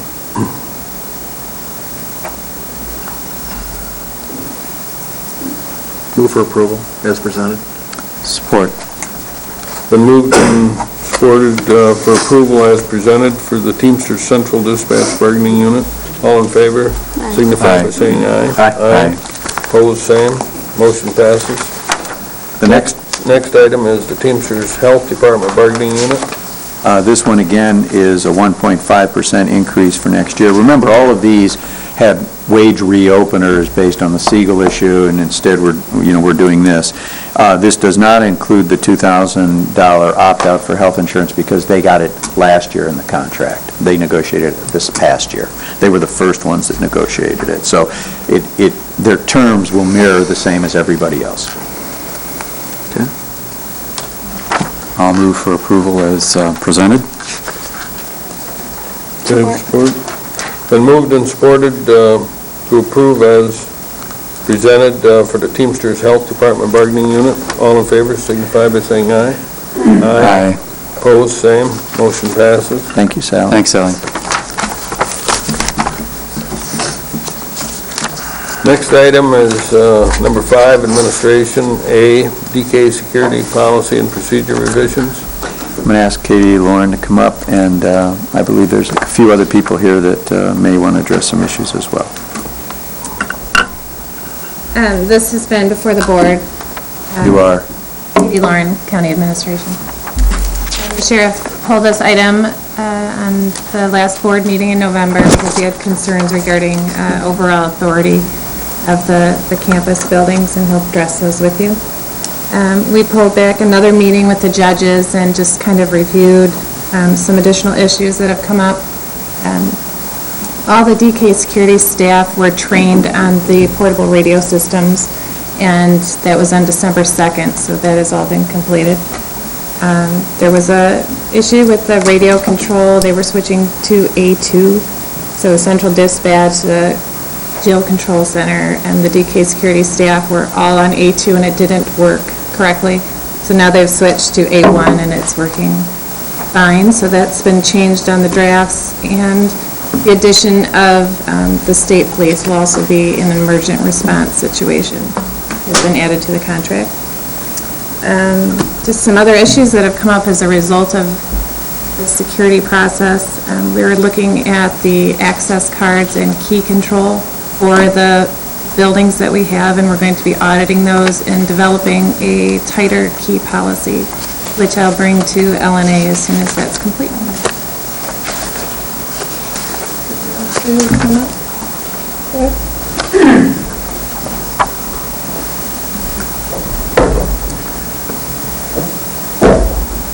Tom Bensley, Grand Traverse County Sheriff. I originally asked to have this removed because we never saw the final proposal. We'd been in a meeting, and then all of a sudden it's getting passed, and we hadn't seen the final proposal. Basically, that's okay. I have some other concerns that I brought up, and number one was DK Security has a policy in effect to take care of the building security from 8 in the morning till 5 at night, Monday through Friday. Our office is responsible for making sure the prisoners, people who are going to court, and courtroom security is taken care of. That happens during the day. When the building's closed, there are literally hundreds of people who have access to court buildings. And who's responsible for those? The judges have indicated it's not their building, it's their courtroom. That comes that authority comes to the county administration. I thought that the people who are in the building should have control. For example, we're talking next week with the city police at a joint meeting about the security of the law enforcement center. Who should have access? What I didn't want and don't want to happen is if something goes wrong, there's a bunch of finger pointing. Our office is responsible for, and the corrections officers, court officers are responsible for security in the courtroom. But who's responsible? There's nobody responsible for overall security. So if something happens in the courtroom, that's where our responsibility is. How did they get to the courtroom? Well, that's DK's responsibility. And, well, how did they get in the building on the weekend? Well, that's somebody else's responsibility. So I was a little concerned that if something happened, there'd be a lot of finger pointing. You're in charge here. No, that wasn't my responsibility. So I brought that up. I think that in your meeting with Mr. Loya, that it's been agreed that those people, the judges, are responsible for access to their building. Our department and the city police would be responsible for access to the law enforcement center. I don't know what other buildings have card access or key access. So those were my concerns, and that's why I asked it to be pulled. I think we're working towards resolution of some of those items. Question? Go ahead. So those issues have not been resolved, is that what you're telling us? And that we should are you recommending we hold off on adoption of these procedures until those issues are discussed? No, I think that what DK does, their policy and procedure and how that works is okay. It's fine. But You there's say some there's other overriding things. Okay, all right. You know, you have lots and lots of people who have access to the buildings 24 hours a day, 7 days a week. Yeah. That hasn't been controlled very well. You're talking- I don't know. I'm sorry? You're talking buildings with the card control? Right. Well, all our buildings, actually. All the Commissioner. buildings. You know, we have a process that we use that the department head can authorize employees to have access to the buildings on weekends, nights. And it used to be that we gave them keys. Now those people that have those have access through the card reader system. And we looked it over yesterday, Katie and I and Dean looked it over, and there's lots and lots of people, and I'm glad the sheriff brought it up, because it really needs to be cleaned up and audited, and I think we feel that there's maybe even a better way to do that. But I'll tell you that the sheriff's concern is a legitimate concern, and without getting into a great deal of detail, I mean, if there are 50 people that have access to the court building on weekends or nights, you know, and someone decides to get in, and, you know, not an employee, but someone gets a card and gets in and, you know, hides a weapon or something like that, how does the sheriff know on Monday morning that, you know, that there could be a problem there in the building? He obviously doesn't, and the easiest solution to that is when the building's closed at 5 o'clock on Friday, no one comes in till Monday. You know, I mean, that would be the easiest solution, but that's not a practical solution. And the judges have the right, and we've always agreed with the judges, you tell us who you want in there. So every employee who has a card to get in the buildings on weekends has been approved by their department head or their elected official. Okay? We're going to send that back out to everybody and say, would you relook at this? Is this really appropriate? But I would tell you right now that if, you know, the sheriff's concern, if he brings that to the judges and the judges say, yep, you're right, and they say, we're not going to issue any cards, you know, then we're totally fine with that. Then that way we know. But on the other hand, if the judges say, well, we want to let people have access to the building, we think we may have a way to deal with it. It's a little more work, but every time someone swipes a card, it's read on the computer. And the computer knows whose card it was and what time they came in, and, you know, and so we have a record of that. So conceivably, if the courts wanted to do this, we could give them that record every Monday morning. You know, and the administrator could look it over and say, yeah, these look, wait, this one here, I don't know why this person was in here at 1 in the morning. Okay?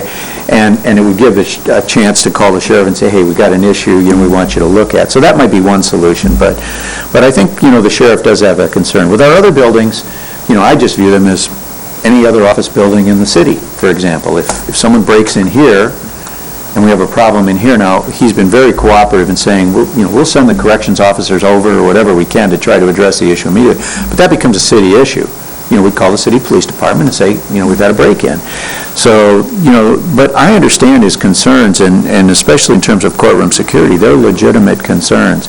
So I think we need to tighten that up as best we can, and then maybe work with the sheriff, have the sheriff work with the judges to see what kind of access, so they understand the potential issue of security that they may be faced with. And then whatever they decide, we're totally fine with. Okay, so you're fine with the procedures that we have in front of us? through DK Security. Yeah, what they're going to do is fine. But there's some overriding concerns, not only with the historic courthouse, but, with the Hall of Justice. I'm concerned about courtroom security. That's our responsibility as prisoners. People coming and going, not our responsibility. It's DK Security's. And after hours, whose is it? Is it the judges? Is it the boards because it's the county building? Well, here's the answer to that, Sheriff. The courtroom security, I think, remains your responsibility. Right. And you need to kind of convey, if you have a concern, you need to convey that to the judges so that they can maybe review their access authorizations, who they're giving access to that building to, and maybe we can restrict that. Maybe we can restrict others that get in, custodial people and that kind of thing, so that, we can reduce that down. But basically, as far as I'm concerned, if the judges say, we want no access in that building, that's what I'll go with. But they need, I think, your advice from a security standpoint to make that decision, and then whatever the judges want to do, that's what we'll honor. So, And again, we're looking at the same process at our building on Woodmere Street. Yep. To control who has access. And I will tell you that I found out that people who have access on the lists that are provided, the lists are not real accurate. There are people who have access who aren't on the list, and people who are on these access lists that don't work here, or for the county anymore. So that was all kind of brought to light with this policy on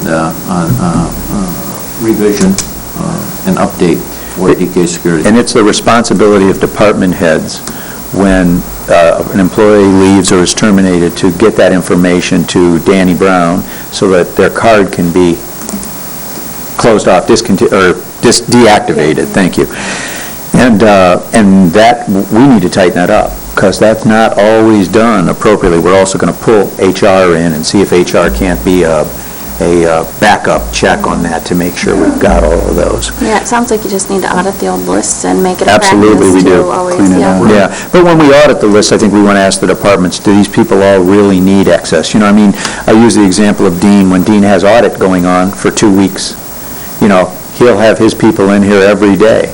And so, the first time he'll call and say, hey, listen, I need access for these people. We'll get him a card, but then maybe he doesn't give us back the cards, or we don't deactivate them. Those employees don't need that card for, 50 weeks out of the year.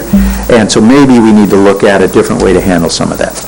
I do like the fact, though, you said you pulled this because you didn't realize how fast it was moving through the committee and so forth, and I like a complaint about the speed of government being a little too quick, but I didn't say it was we don't get quick. that often. We just didn't see the final, after the meeting, the final draft, or here's what we did. No, Okay. fair comment. So I would move that we approve the presented DK security procedures and policies for the courts. Support. Been moved and supported to approve the DK security procedures and policies for the courts. All in favor, say aye. Aye. Aye. Opposed, same. Motion passes. And Sheriff, thank you for your help in looking at this. We appreciate it. Thanks, Katie. Thanks, Sheriff. Katie, you too. Next item on the agenda, let's see, is B, payment in lieu of county health insurance benefits, page 43. This is the same issue that we talked about in the 6 contracts that we've approved. There's obviously no contract for non-union non-contract hourly or non-contract exempt employees, and we're recommending the same payment in lieu of taking health insurance be approved at $2,000. And for those, I guess we didn't explain it earlier, but what this does is this allows an employee to say, I'll opt out of health insurance, my spouse has health insurance, and we'll give them a $2,000 payment. Now, for a single plan, the cost to the county is about $4,500. So that's a $2,500 savings to the county. For a two-person plan, it's about $8,500, so that's a $6,500 savings to the county, and for a family plan, it's $12,500 roughly, and so it's about a $10,000 savings every time we get somebody to opt out. Now, the downside to this is, of course, the people that are most likely to opt out are the people that are in the best health the younger population, which means it can have an impact on your overall experience and your premium, because the group becomes smaller, the usage is greater, and so, there can be some evaluation that we will have to evaluate that as we go forward in the program. But overall, we did an analysis that showed if we could get 12 people to agree to do this, that it would be a cost benefit to the county. And the reason that it's not a cost benefit at number one is we probably already have something like 30 people that take this at the $600 or $700 or $1,000. So, you're going to have to pay them some extra if they continue to have it, and then you have to get so many more before you break even. And everything after that is a cost savings to the county. I mean, it makes sense to go after these savings and offer an incentive to get the savings, but do you really think that it ends up working out that way? I mean, aren't people kind of put in a position where they either have to take it or they're not using it? I mean, are there that many people who are in a position of, it's discretionary whether they have it here or there? I think there are. For example, I'll use myself as an example, that my wife at the hospital, I think she gets $1,000 or $1,500, I don't know what the number is, to not take health insurance. She could very easily switch. If I could get $2,000, not that we would switch because we, like the coverage, but she could easily switch. So I know that this provides a better incentive for anybody who has a spouse who's at the hospital, for example. I don't know about other groups, but I think it's very realistic that this could make a difference and save us some money. I'm going to have to find a girlfriend with kids. So we can save more money. Larry? Well, I think we should give this an opportunity to see what occurs, and, maybe next year when we sit down and look at it, we'll just say, did it work or didn't it work, and do we want to continue the same level of compensation or not? Well, more importantly, I think we need to approve this because of the union parity issue. I agree, too. That's another big issue. Yeah. That's a great issue. And why would we treat one group of employees different than just because they're non-union? Right. So, that's... But it's important to remember that we're expecting to evaluate this later, not just continue it without evaluation. Yeah, I think we should evaluate. Well, I have to agree with Dennis. I think in the long run, you'll absolutely see some money savings. We did this out in Blair Township, and we did save money. So. And I think it gets back to part of the comments that have been made over a period of time about people that take the benefit versus people that don't take the benefit, and why are they getting compensated more as an overall package than I am? And I think it helps bring that back a little bit. It's not full parity, but at least it gives them something that, that's really representative of additional compensation. In terms of a comment about evaluating it to make sure that it's working, we definitely will do that. We always do that. Typically, we do that. In the past, we've always done that between our staff, finance, DFOT staff, HR staff, and we evaluate every time we make a change like this every year, and that's when you see us make recommendations to do it a different way.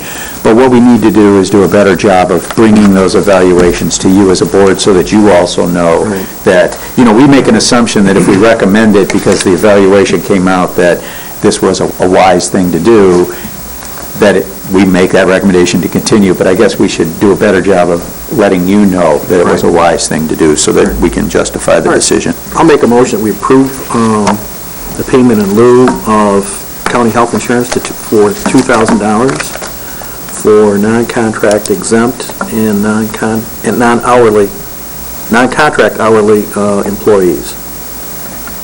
That also includes, that's just basically saying if you're not in the union, everyone else is covered. No, you raise a good point. I think you should say an elected officials. I think elected officials. Or say all non-bargaining unit employees. That's what I want to say. That's what I would say. All non-bargaining unit employees. That would cover everybody else.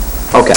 Should this say for a one-year period of time? So yeah, we'll do an I would just say, let's approve it and then do an evaluation 12 months from now. Yeah, Absolutely. I like the 1 year. Well, I think we need to, what's the length of time on the union contracts? 2 years? No, actually, most of these are 1 year. Are they? They're all going to end next year because of the 1 year. I think you get a better picture. Right. The longer the time, I was going to suggest 2 years. The time to look at this will be when the premiums come next fall. Okay. That'll be, we just got done going through premiums for health insurance, so next fall will be the time to look at it and kind of evaluate the cost benefit of it. Right. So, Chris, it's everyone that's not in the bargaining unit. Okay. Everyone not in the bargaining unit for 1 year. Okay. Support. Well, we want to approve it, and then we'll do an evaluation in 12 months. All right.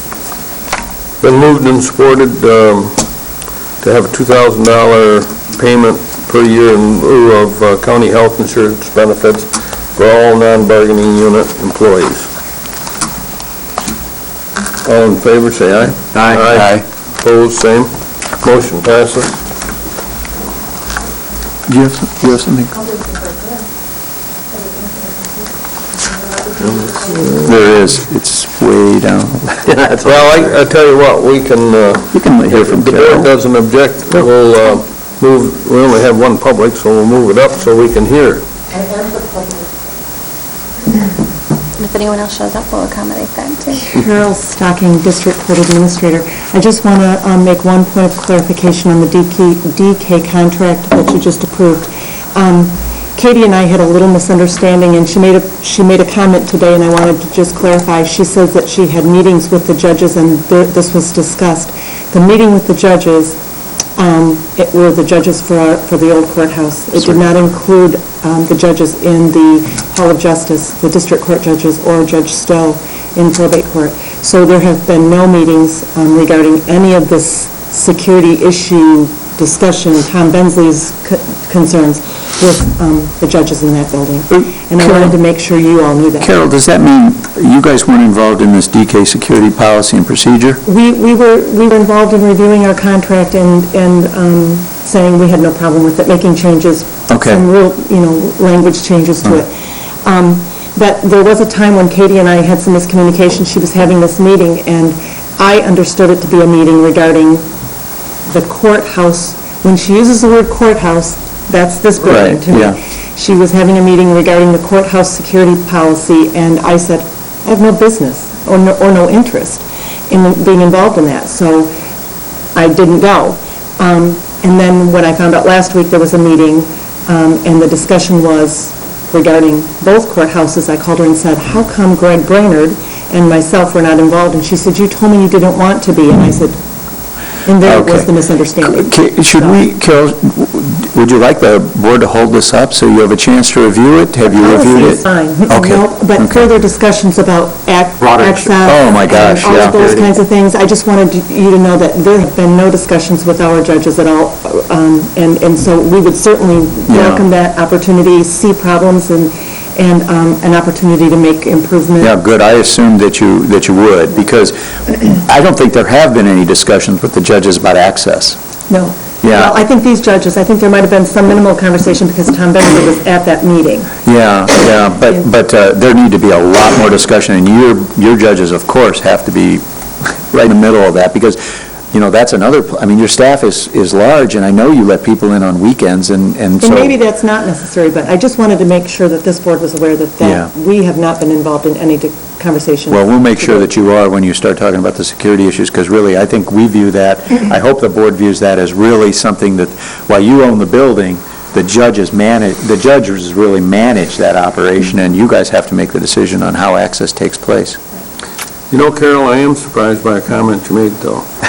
And it strikes me a little funny, particularly in the age of cooperation. I don't understand why you would have said to Katie, I'm not interested in what's going on in that building. Why would we have two buildings so close together, both doing similar functions, and not have an interface where we knew what, maybe the old courthouse is doing something that would really benefit the Hall of Justice or vice versa. I just found that. You're right. You make a good point there, Larry, and I appreciate that. And from reflecting back, I was thinking of it from the perspective of they're dealing with their two contracts, they're dealing with their contract, and I could have went and perhaps learned something, but my thought at the time was, I don't work in that building, I don't work for those judges, it doesn't concern me, it's not my business, but you're right, I probably could have went from trying to standardize things and learn about what their concerns were and maybe incorporated those into our building. You make a good point. Thank you. Did you just say you were wrong? Now, Dennis, I would never. I was going to say, Larry, I'm going to have to talk. I need another cup of strong coffee after that one. No, you have to remember. And you were so eloquent in the way you I didn't hear her did say it. she was wrong, I heard her say Larry was right. That concerned me more. Thank you, No, you Chief. have to remember, you're talking to Clarence's granddaughter and his daughter, so. Yeah. Thank you, Carol. Could we take about a 2-minute recess? Yeah, let's do Yes. that. I need to go. I gotta stretch my legs and I also wanted to stay out there.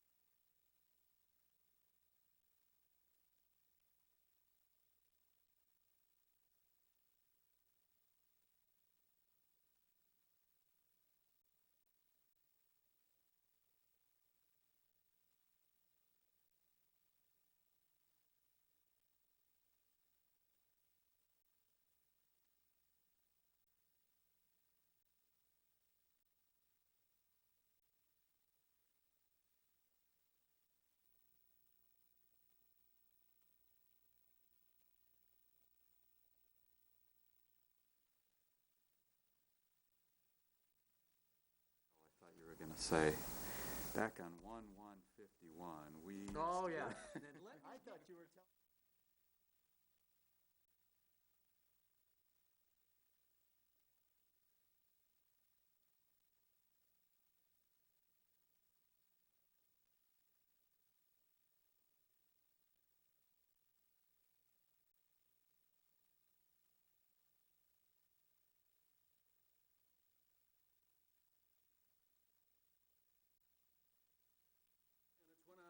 I mean, it goes, I don't know how long it goes back.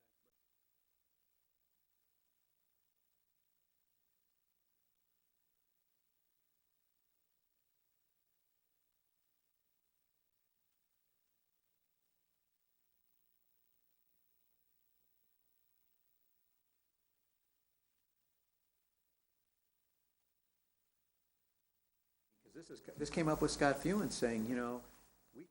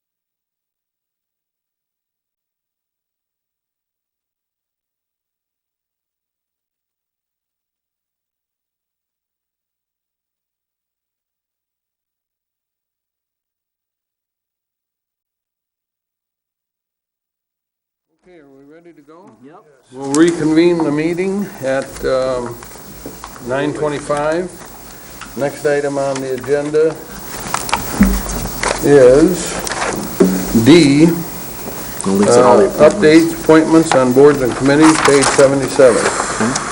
All yours. Let's see, we gotta get around. Get our sheets I out. think everything's, And we'll go with the order that's in the agenda here. We'll start out with the Planning Commission. I grab it first, give me just a half. Planning Commission. Planning Commission, 77? yeah, page 77.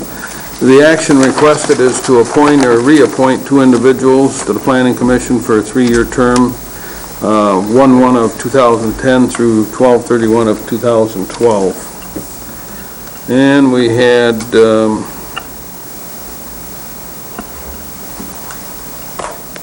okay, actually, on the Planning Commission, then we have another appointment. For TCAPS. That's an educational field appointment.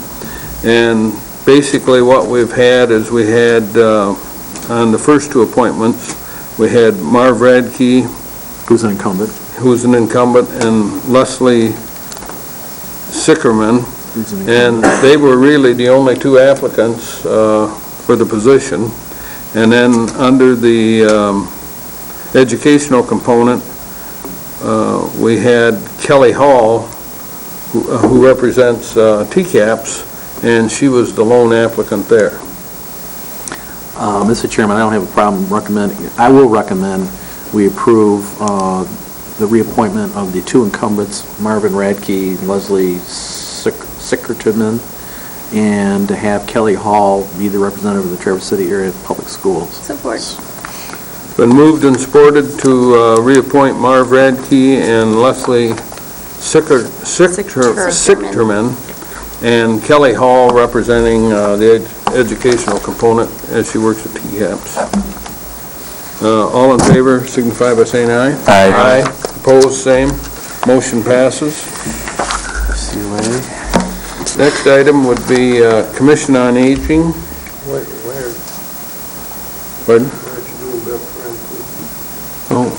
Oh, that's right, we gotta do that. Yeah. We forgot about that. I'll make a motion to approve Beth Friend as the county commissioner representative. Support. Been moved and supported to have Beth Friend represent the Board of Commissioners on the Planning Commission. Is that correct? Yeah. Yeah. All in favor, signify by saying aye. Aye. Opposed? Okay, thanks for that catch, Dick. Did you vote? I did. Okay. That's what I asked. It was a didn't you? quiet yes. I said yes. Oh, okay. I didn't I hear voted it. under no. I said Yeah. all voted. Well, I was afraid you might have voted no or something. Okay, the next item is Commission on Aging Board, and we have to appoint or reappoint 4 individuals to the Commission on Aging for a 3-year term, 1 of 10 through 12/31 of 2012. And there we interviewed We interviewed 5. Yeah, we interviewed 5. And then Nancy Reed was Pardon? Yeah. previously. Nancy Reed, we'd interviewed earlier. She's also, in case you've forgotten, an applicant for the Beta Board. And let's see. Jim Pasco, Jim McGee, Mary Andrews, and Rodetta Herron are presently the incumbents. Nancy Reed and Martha Zahn are not. What's the board's pleasure? I tell you, we mentioned yesterday when someone brought up about incumbents, and we said it's not always the case that incumbents, sometimes maybe, I don't know, various reasons that we think that it could be better served by somebody else. It doesn't always mean that they're not doing their job on there. Maybe there are other reasons. One of the things I mentioned was if they're involved in numerous other places for the county, it's very much appreciated, but we may be able to appoint somebody else and kind of open that opportunity up for other people as well to serve the community, change some of the dynamics and so forth too. So I think that we need to keep that in mind with the Planning Commission we just did. Really, the 2 that were on there, we didn't have somebody show for an interview. Right. And the other gentleman, I think, is a better fit for the BPW. But in this case, we did have 2 other people, so I don't know, what are some of the thoughts on considering some of these? Well, I think one important component, and I was glad to see Chris include this in our packet, was attendance records, meetings and committees. And if you look at the attendance records for Mary Andrews, for board meetings, there was 11 board meetings, she was present for all of them. Committee meetings, she missed 1 out of 8. Rodetta Herron, same with the board, she was present for all of them, 11. Committee meetings, she was present for 13, didn't miss any. Jim McGee missed 1 board meeting, but he was present for 19 committee meetings. And Jim Pasco, present for all 11 board meetings and present for 8 committee meetings. And I think that in itself really speaks to their commitment to the board. Absolutely. My feeling on this is that, previously when I was on LNA, we just basically gave a pass to the incumbents, and then if there was an opening, we just interviewed for new spots. And then later, when I was not on LNA, they made a administrative decision that we were just going, if there were, as these appointments termed out, we were just going to advertise and then interview everyone, which is not a bad practice because it gets you reacquainted with the people that have been sitting. You get to look at their attendance record. You got to take a look at, their involvement in the committee, their interest in serving, those kinds of things. And, I guess my feeling on this is that if our current incumbents are attending meetings, they're embraced with their assignment, they're doing a great job, we haven't heard any feedback on any negative things, I think we should allow them to continue to serve. When somebody gets into 12 years or 20 years, then maybe, we probably need to rotate some, even though we don't have term limits, I think we need to begin to consider the rotation of that position. But I think at this time, I would have all the comfort in the world. I think all four incumbents did a wonderful interview. And I guess I would make the motion for the four reappointments. It would be Jim McGee, Mary Andrews, Jim Pasco, and Rodetta Herond. I would support that. I would add, too, that this is a very, very important time for the Commission on Aging, and though we should always give serious consideration to non-incumbents on every committee, I think the experience and the time that these four people have put in thus far, and they're familiar with these crucial issues, I think it's important that they remain on the committee. So I'd support that motion. But if it's always past practice, if you're going to do that, as long as their attendance is good and they express an interest, I think it's really going to send a message that we've had a lot of great applicants on different boards, and I think that may be part of the reason, because the practice changed. So, I'm looking at least one individual that is involved in so many other things that I think that, not that they haven't done a good job, but I would like to offer the opportunity for one of the other two to be on there. But, I would agree with you, but I have to agree with Larry in this particular instance, and Mike, because of the upcoming millage and so forth. And Nancy Reed, one that interviewed, she also interviewed for the Beta Board, and I certainly will support her for the Beta Board appointment. I think Nancy is very sincere, and I remember her from the previous interview, and she I think, would be an asset to either board, but I think the preference in this particular case would be to the Beta Board for Nancy. Yeah, see, and I guess I was thinking the opposite. I thought Nancy would be very good on the Commission on Aging. She did mention what she had been through with her parents, and and that's what she originally applied for with this board. She didn't decide Beta until she was here and kind of listened and thought, well, that might be interesting. I think her original intent and interest was the Commission on Aging, and she was who I would have liked to have added to the Commission on Aging board. Yeah, like I said, she would be good on either board, but I think just because of where we are in time right now with the millage coming up and so forth, and the involvement of the particular four incumbents in the chairmanships of different committees, I have to agree with the motion. Any more discussion? All in favor of reappointing Jim Pasco, Mary Andrews, Jim McGee, and Rodetta Herron for a 4-year term, please signify by saying aye. Aye. Aye. Opposed? Same. Mr. Chairman, I make a motion that we reappoint Commissioner Max Bauer as the representative on the Commission on Aging. Support. I have to correct the former motion. I was in error. If we could do that, it's a 3-year term instead of a 4-year term. You can make that notation. I got on the, would you make that notation, Chris? I got on the wrong page here. Okay, now we have a motion to reappoint Commissioner Max Bauer to a new 3-year term effective 1/1/10. Support.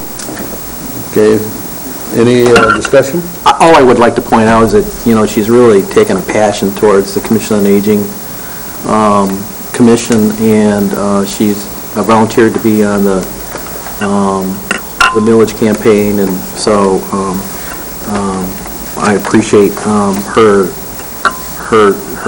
interest in serving on this Commission on Aging. I think she's done a good job on that board. Okay, any further discussion? All in favor signify by saying aye. Aye. Opposed, same. Motion passes. Next item would be the Traverse Area District Library. And here we have 4 applicants. We'd interviewed the 2 incumbents earlier. We interviewed Shirley Murray yesterday and Fred Shashma today. I had a lady from Kingsley quite early on. In fact, she asked me how to apply for a position on the Tattle Board, and she's very active with the Kingsley Library and has been her whole life. She's a retired teacher down there, and her name is Gay Travis. And Gay subsequently, at a village meeting later, Kingsley, about a month later, said, "Larry, I need to change my mind. I've talked with Greg and Robert, the present incumbents, and they are going to reapply for their positions. It's their first term." She says, "I attend every Tattle Board meeting," and she says, "Those two people are very committed. They're really in the middle of some things they've started, and I'd like to see them have the opportunity to finish it, so I'm not going to apply for the Tattle Board." And like I said, she was very instrumental in getting the new library in Kingsley, and her mother was a teacher in the Kingsley school system, Betty Bowden, Gay's lifelong teacher down there, and her husband is also very active in the library down there.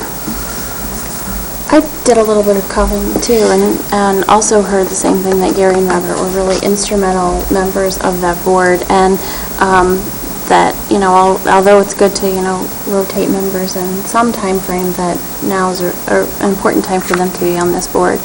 And so I would make the motion that we reappoint them. So that would be Gary Lute and Robert It's Thompson? Greg Light. Oh, it says Greg Light? Gary here. Yeah. Okay.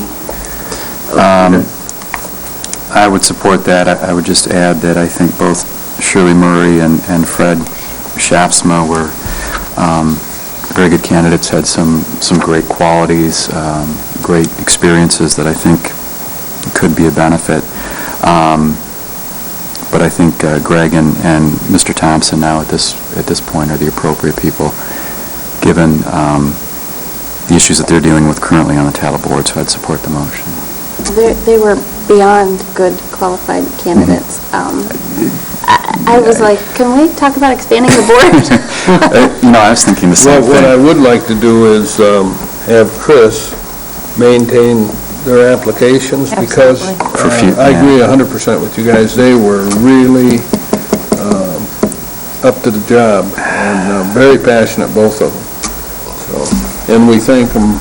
I wish there was a way to put them on. I wish there was a way to put them on. Yeah, and there may be. You never know. You never know what life brings. You know, there may be an opening on the board, and we'll have their applications on file.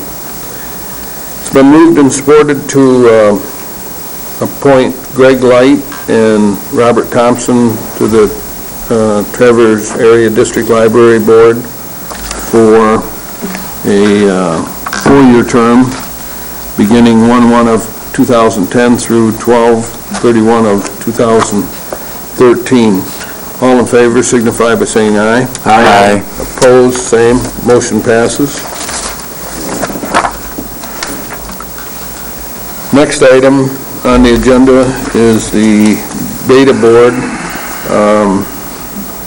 Kevin Endress, who has been the urban representative on the board after going back and forth, finally decided, because he has another new child, which makes number 5. He has 2 new businesses he's starting, and he felt at the time he really labored over the decision, because he liked sitting on the Beta Board, and he's that type of a community-involved person, that he had better tend to his family first. And he said, but don't be surprised if you don't see my application when the next opening shows up. Okay. So we interviewed Herb and Joe Lowe, but we also previously interviewed Nancy Reed and Linda Wagner. You know, Herb is when you mentioned his experience with transportation, and I find that very valuable. I think that the Beta Board would be well served with him. However, I do know kind of what I was talking about before, is he's involved in a lot in the community, which is a benefit to the community, but I also would like to allow the opportunity with other people who have expertise to add as well. And I remember when we appointed the lady last time, I was having trouble, and her name was Linda as well, too. Jappich. What? Jappich. Okay, Jappich. I remember having a hard time deciding between Linda Jappich and Linda Wagner. If you look at Linda Wagner's application and remember her interview she had, very notable experience with the Santa Clara Valley Transportation, and she talked about some issues that they went through that are exactly what Beta was going through at the time. So I would make a motion that we would appoint Linda Wagner to the term for Beta, replacing Kevin Andres. Is there a motion for this, or support for the motion? Support. Chairman, Like I stated, go ahead, Chris. can I just let you know that I did put the different locations of the individuals down, and Linda Wagner is actually from Peninsula Township. This is for an urban representative, so I'm not sure how you want to identify that particular, we've never said these are urban, these are rural, townships. So I just did put their locations down for that information. There's no guidance in the Correct. rules that says what's urban or what's rural. That's a decision you make, basically. Let's bring the BPW into it, why not? That's not. I just wanted to point that out. Yeah, there you go.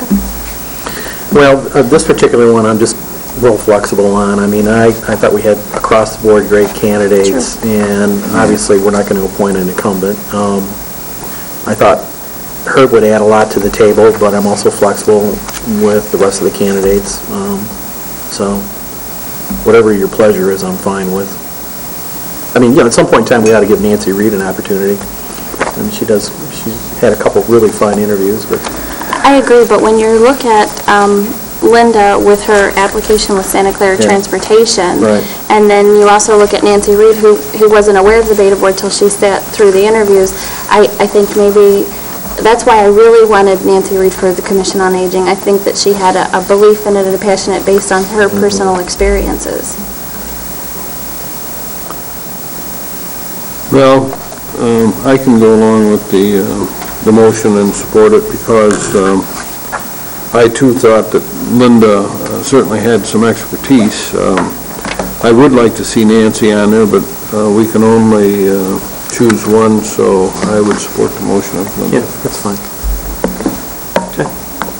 All in favor of appointing Linda Wagner to the Beta Board signify by saying aye. Aye. Opposed, same. Motion passes. And that would be for a 3-year term, 1 of 10 through 12/31 of 2012. Next is the Parks and Recs Commission.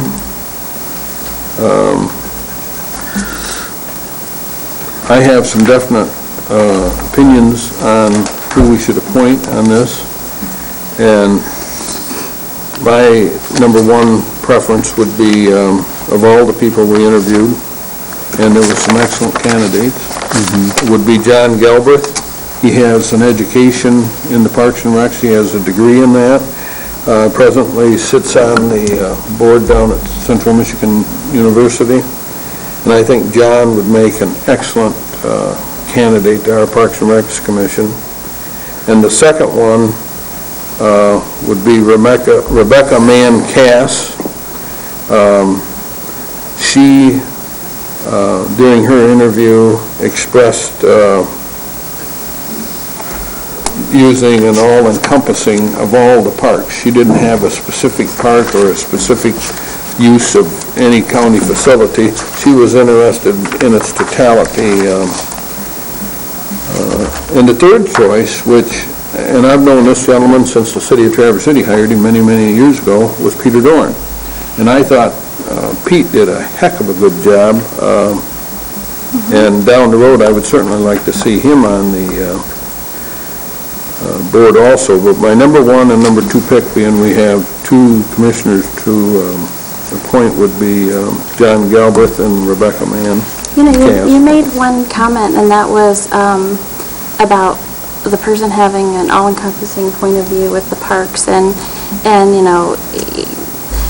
I'm not going to surprise anybody by saying we've had a real tug of war and some significant issues with the Parks and Rec Board, and And I don't want to play into any of that, and what I want is for people to learn to work together.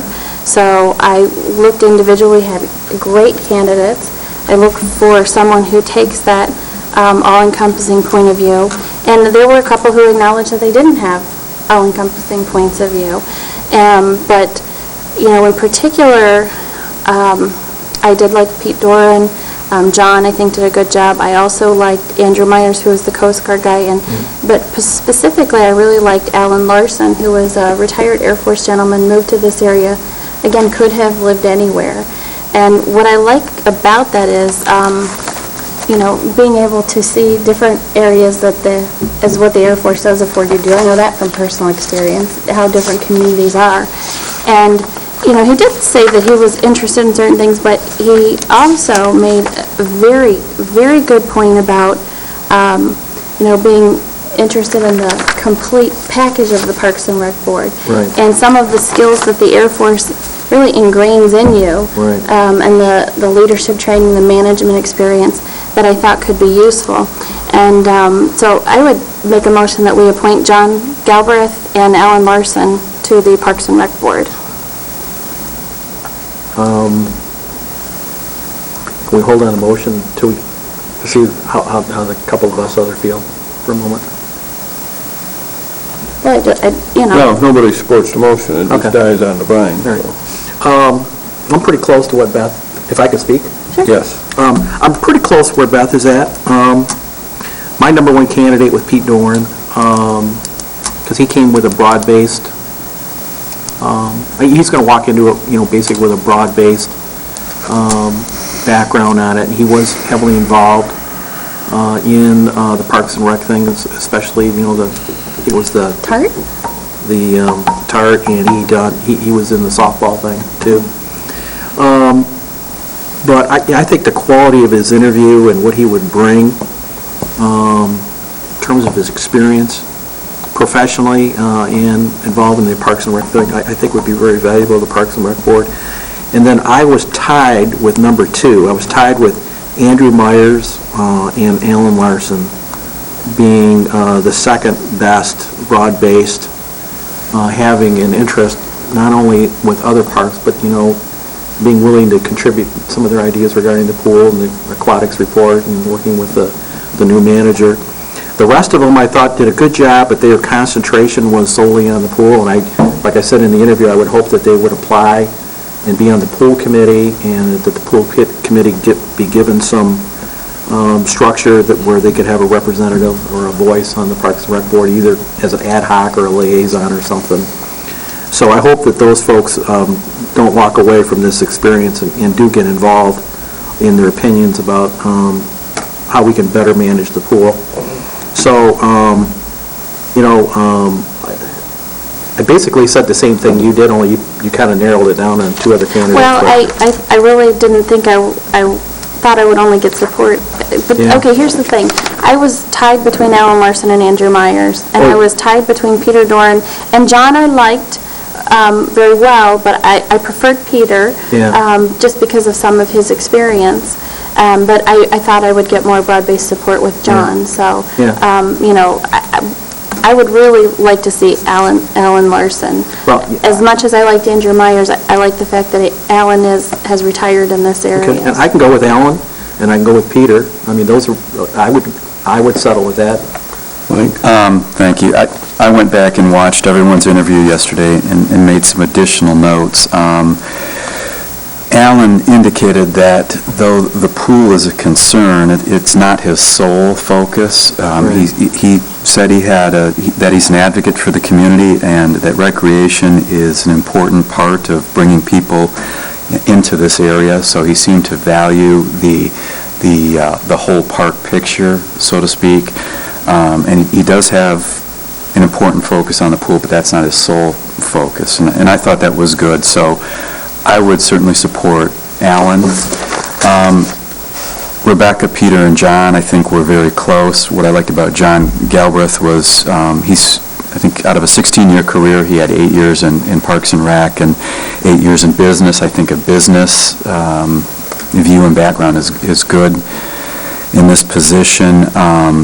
Peter has, I think he said 30 years of experience. He's one of the founders of TART, which I think is extremely valuable in a position like this.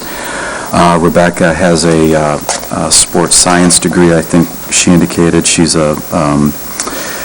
from this area and knows the parks pretty well and has that broad-based picture as well, not solely focused on the pool. But for purposes of this motion, I would support Alan for sure.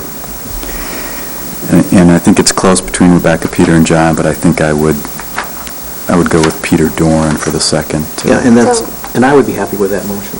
So, Mr. Chair, if I could, let me just do this. I'll make a motion for Alan Larson, and then we can figure out this. I'd like to make a motion that we appoint Alan Larson to the Parks and Rec Board. I'd support that. All right. Well, the problem I had with Alan Larson is,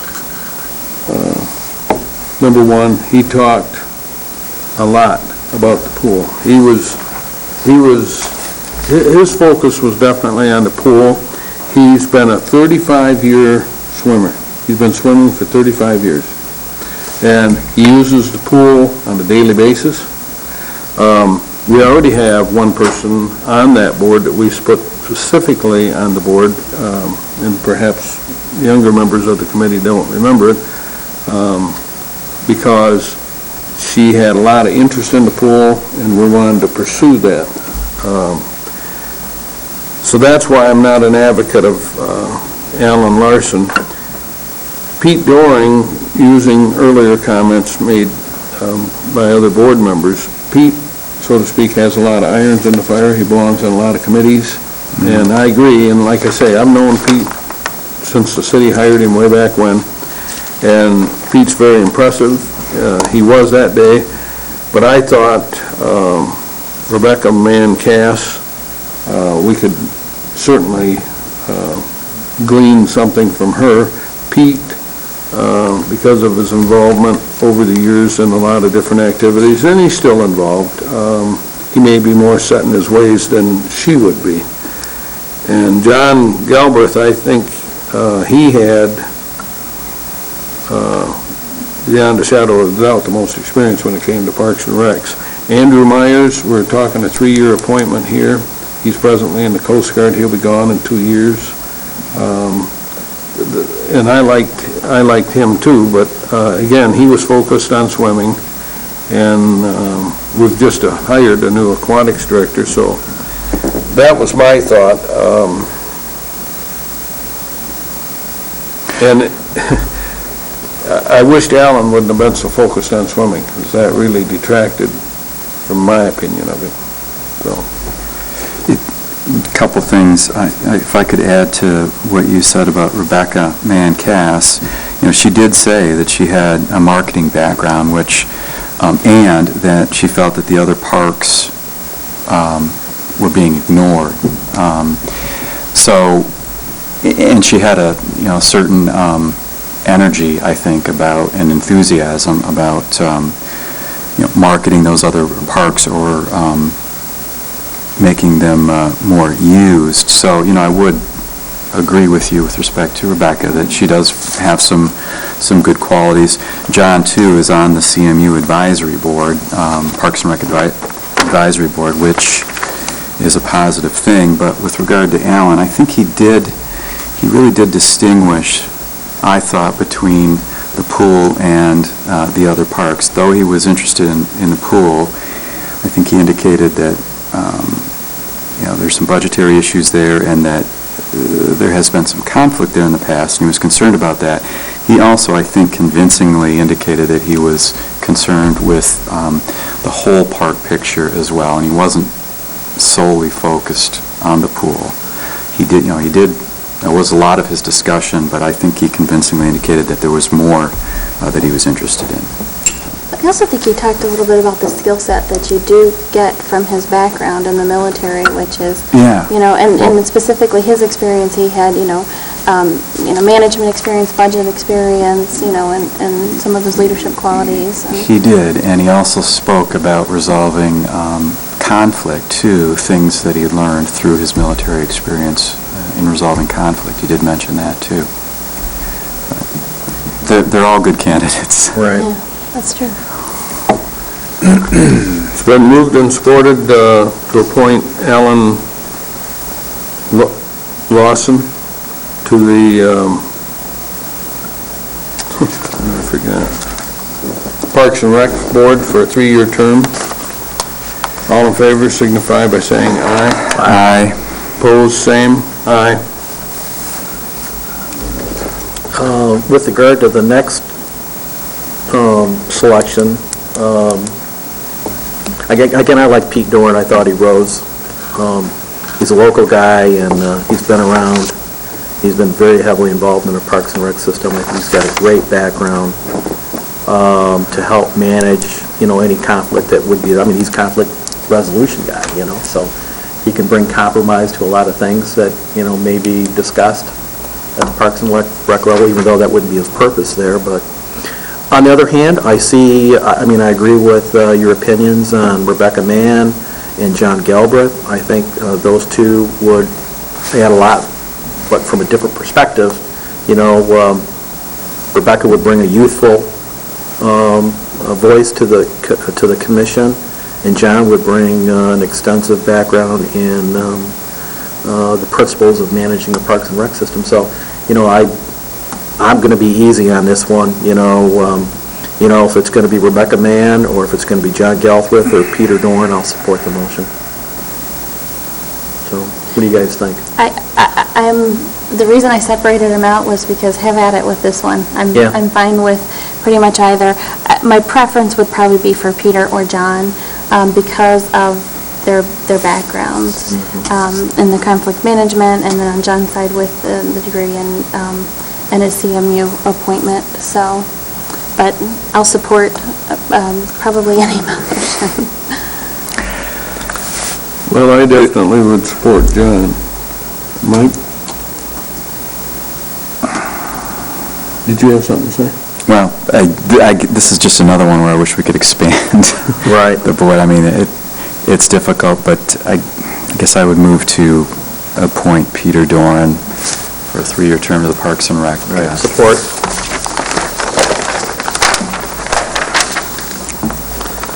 Any more discussion? Been moved and supported to appoint Peter Dorn to the Parks and Rec for a 3-year term.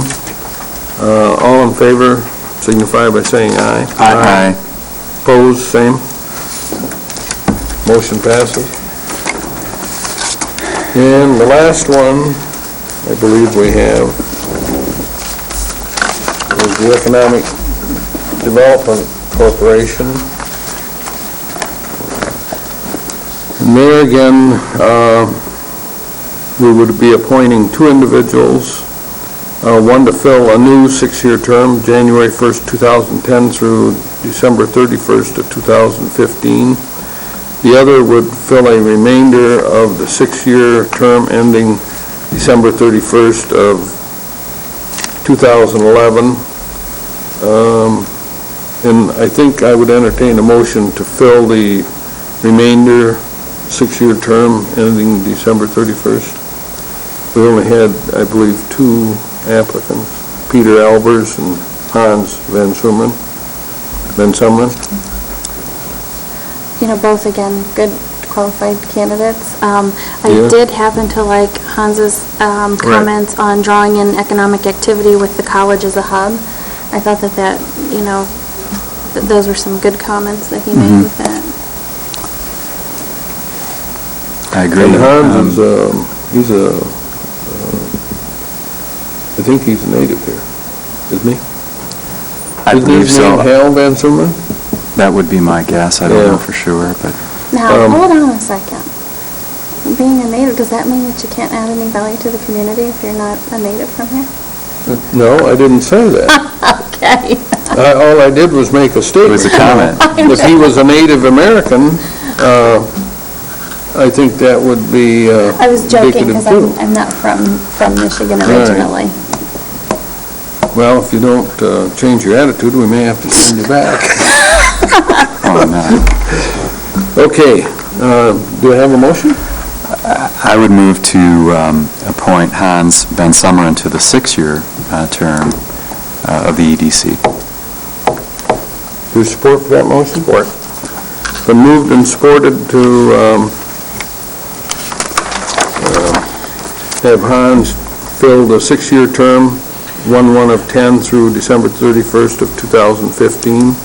All in favor signify by saying aye. Aye. Aye. Opposed, same. Motion passes. And then I need a motion on the second position, which is to fill an unexpired term ending 12/31 of 2011. Peter Albers was the only other applicant. Right. I think so, yeah. Well, I'd move to appoint Peter Albers to the remainder of the 6-year term of the EDC ending 12/31/2011. Support. Been moved and supported to appoint Peter Albers to the second position with the term expiring 12/31 of 2011. All in favor signify by saying aye. Aye. Opposed, same. And motion passes. Next item we would have would be unfinished business. We have resource recovery in the packet here as well. We do? Yeah. And Cliff's How did I miss that one? So page 80.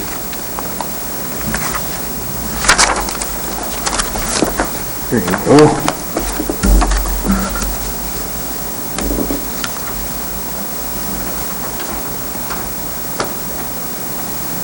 That's the solid waste representative and then the county commissioner.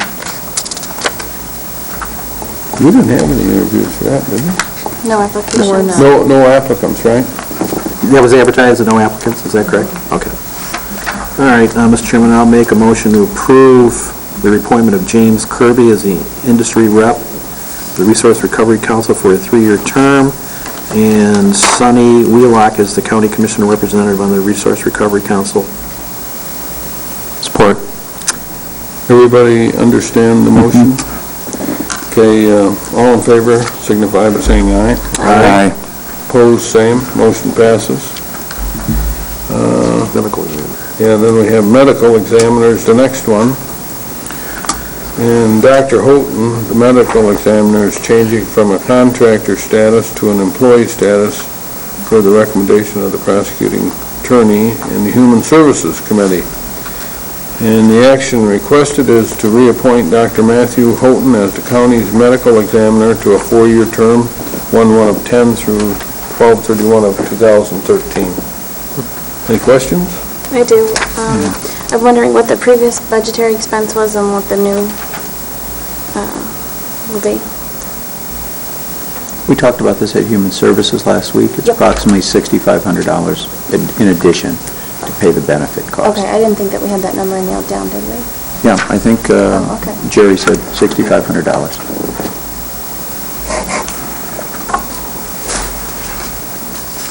If his, And that's for employee taxes and so Yes. forth? Okay. That's correct. if his status is being converted to that of an employee, do we need to appoint? Do we actually need to approve? That's what I'm Yes. thinking. We do? The law requires Yeah, that you because this appoint the is- medical examiner. Right.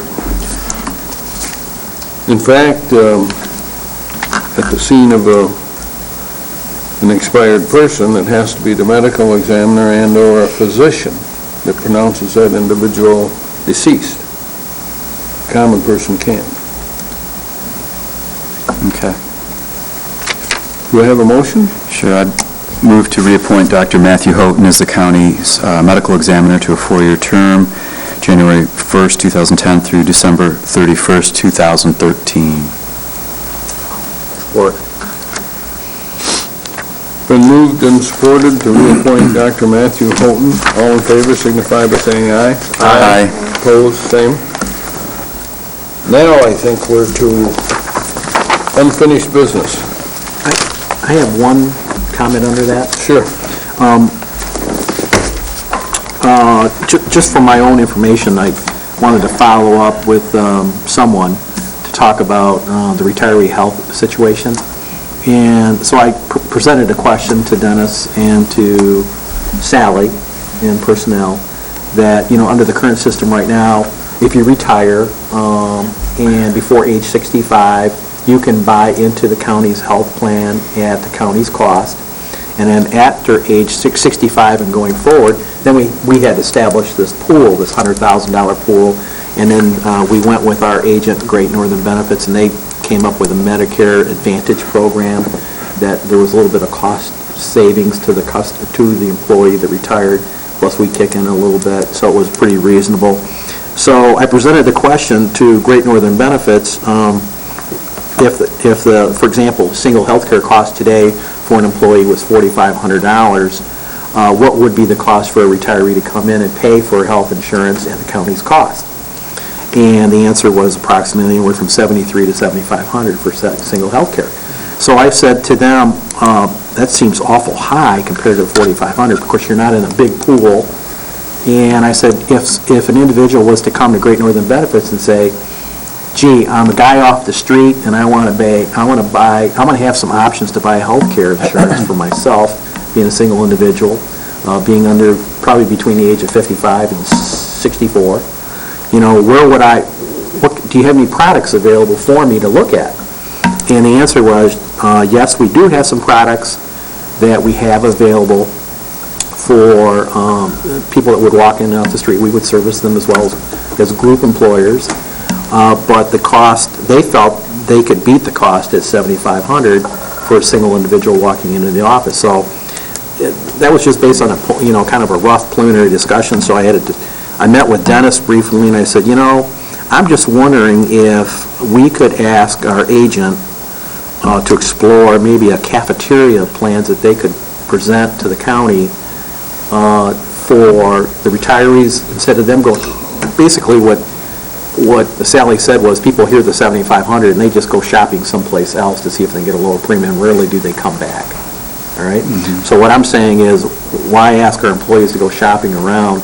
Why couldn't we ask our agent to come in and say, maybe we can package some things together to provide a lower cost to the retiree and not having to shop all over town, at least as an option. So I presented to Dennis. I don't know if it has any merit to it or if it has any legs to it, but I'm just wondering if Dennis, if you had a chance to look into it, and is this something that we really want to look at and to see if there are other options for retirees between the age of whatever and whatever before the 65 situation that we could maybe offer them a lower cost health insurance benefit.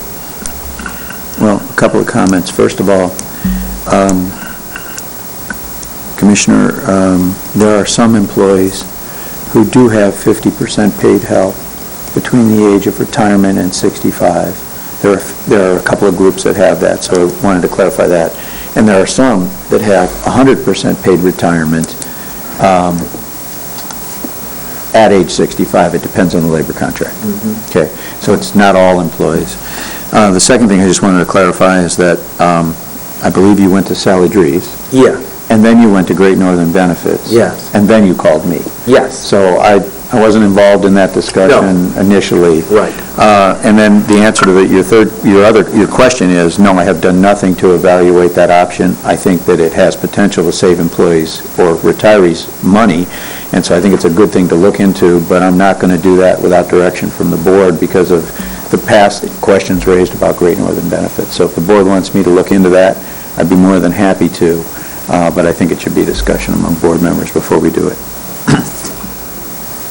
I would like to see that added on to the Ways and Means agenda, Dennis, if we have time to, and I'll tell you why.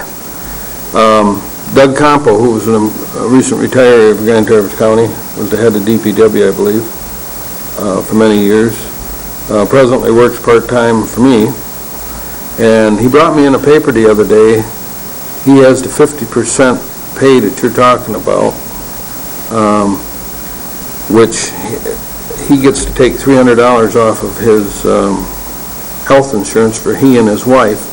The remaining portion of that monthly payment after the $300 is removed is approximately $1,150. And to me, that's exorbitant.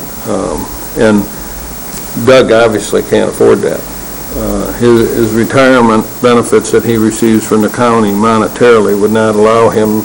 So consequently, the choice he has now is to have no health insurance until he reaches age 65, or see if he can get it someplace else. And like Larry said, I don't think that our employees, and I'm assuming he was with the county for a number of years, should have to go out and shop.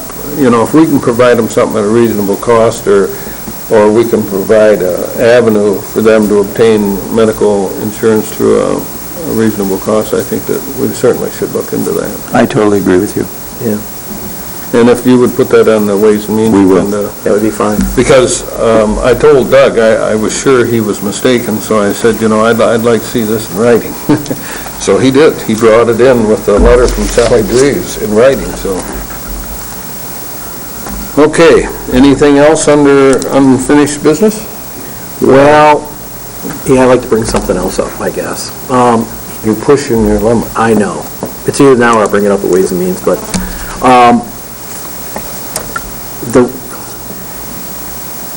when I've been attending these meetings that Ross has been doing for the presentation of the assessment fee potential, one of the strong comments that have been laid out consistently across the board, at least in my county commissioner district, I can't speak for everyone else's because I haven't attended any of the meetings, that number one, they're not happy that an appointed board rather than an elected board has a sole responsibility for making the decision on the assessment fee. They understand that it's state statute. We've explained it to them. And I just feel, because of the heightened sensitivity of this whole thing, that I think it's important that what I'd like to see, for example, is that Ross conclude his meetings, prepare a report, that we would get a copy of that report showing all the information he's gathered, all the public input, and share that with us as well as the Board of Public Works. And I think it would be very appropriate for the Board of Commissioners to discuss how they feel about the assessment fee prior to the Board of Public Works making their vote. And so basically what I'm getting at is I would like to see, I guess, the Board of Commissioners discuss the possibility of having a dialogue on this before it gets presented to the Board of Public Works for a recommendation. That, you know, we have a dialogue about it, and, you know, if it's individual comments or whatever it is regarding the commission members, that at least the Board of Public Works would have the ability to see how each individual county commissioner feels about the assessment fee. And therefore, it would make me feel better that, you know, I can engage the public and say, you know, we did filter in on it, and we did give our opinions, and we did submit those to the Board of Public Works as consideration before they voted on the item, as the chief elected officials for the county. So that's my recommendation, and maybe we can put that on Ways and Means, if you feel that would be appropriate to do. Mike, do you have any comments on that? I'm fine with that. I think it's important for us to have a discussion on it. Probably the sooner the better. I think Ways and Means would be fine. Beth? I've always been willing to discuss those things. I've been involved with the Finance Subcommittee. We've had discussion at the board level before where that topic has been on there. So, you know, I would attend any meeting that we would have regarding that. I don't know that you decide. My only point is, one, not regarding the Board of Public Works or the assessment, but just one of how does the Board of Commissioners decide their agenda topics, and do we do that through, you know, unfinished business on L&A, or does Dick decide that, or whatever, but, you know. I guess I would just ask that this item be moved to Ways and Means, and we'll just have a broad discussion about how everybody feels about it, and then we can, whatever comes out of that, we can direct Rothschilds and Dennis to send that message that, you know, we'd like to get a review of the information and have an opportunity to have a dialogue on it before the Board of Public Works makes a decision on it. Did you mention you would have the report from Ross prior to this discussion? Yes. So this is just basically the discussion about setting up a process that he'll conclude his report by the end of January. Maybe by the January Ways and Means meeting, we will have the information, and then prior to the Board of Public Works looking at it, you know, and making a decision either end of January or whatever, probably would be February, because we meet I mean, I don't know if we have to run a special meeting, because the Board of Public Works, I don't know if they're going to address it in January or February, but, you know, it might entail a special meeting, because the Board of Public Works generally meets the last Monday of the month. Well, I think it definitely needs to be discussed too, and I think Ways and Means is the venue to discuss it. But we definitely would need Ross's report, so Right. perhaps we could ask Dennis to procure a copy of that when it's finished, and then place the item on the Ways and Means agenda, if you would, please.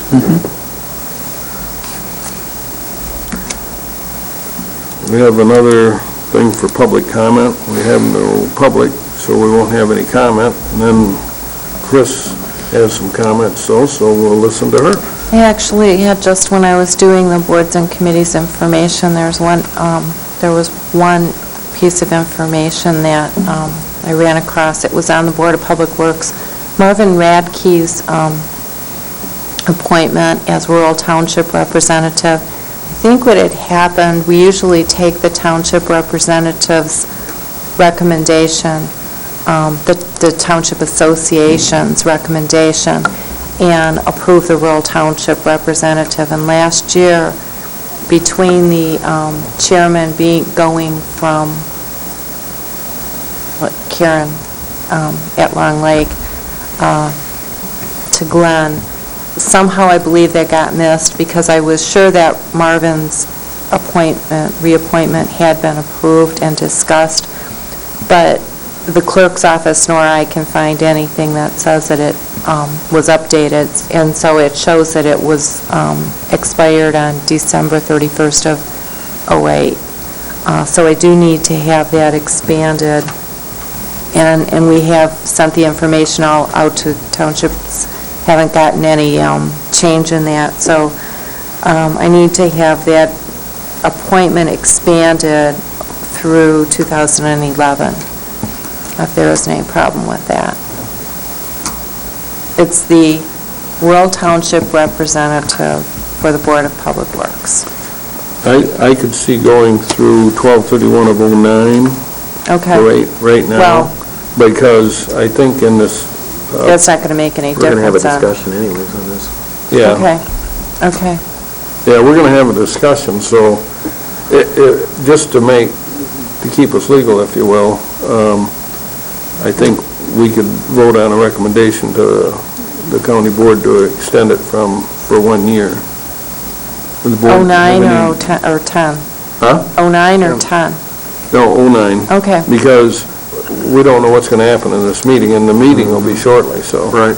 Yeah, I didn't think that the rural representative's appointment would be affected by Well, the they meeting, talked but it about could that be. this Okay. morning, so it very Okay. well could be.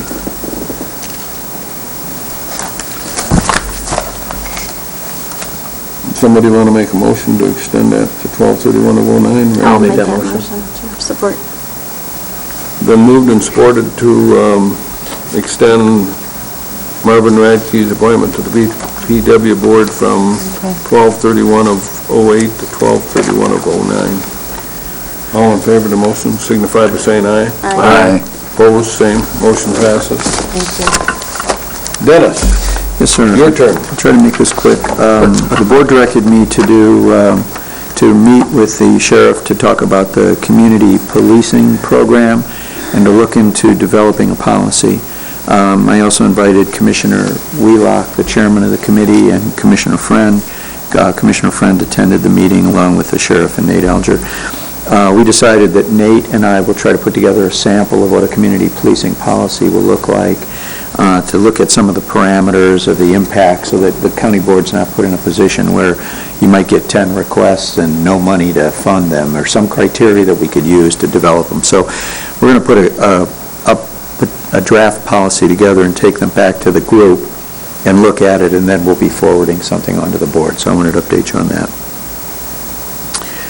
I also met with the city manager at the direction of the county board to begin discussions on the police, records and the police services, the way the board directed. And that is in response to a request from the city. The city manager indicated that their city commission has not had an opportunity to meet on that. and so he had no particulars of what they are looking for at this juncture in time, and so we agreed that that would have to be delayed.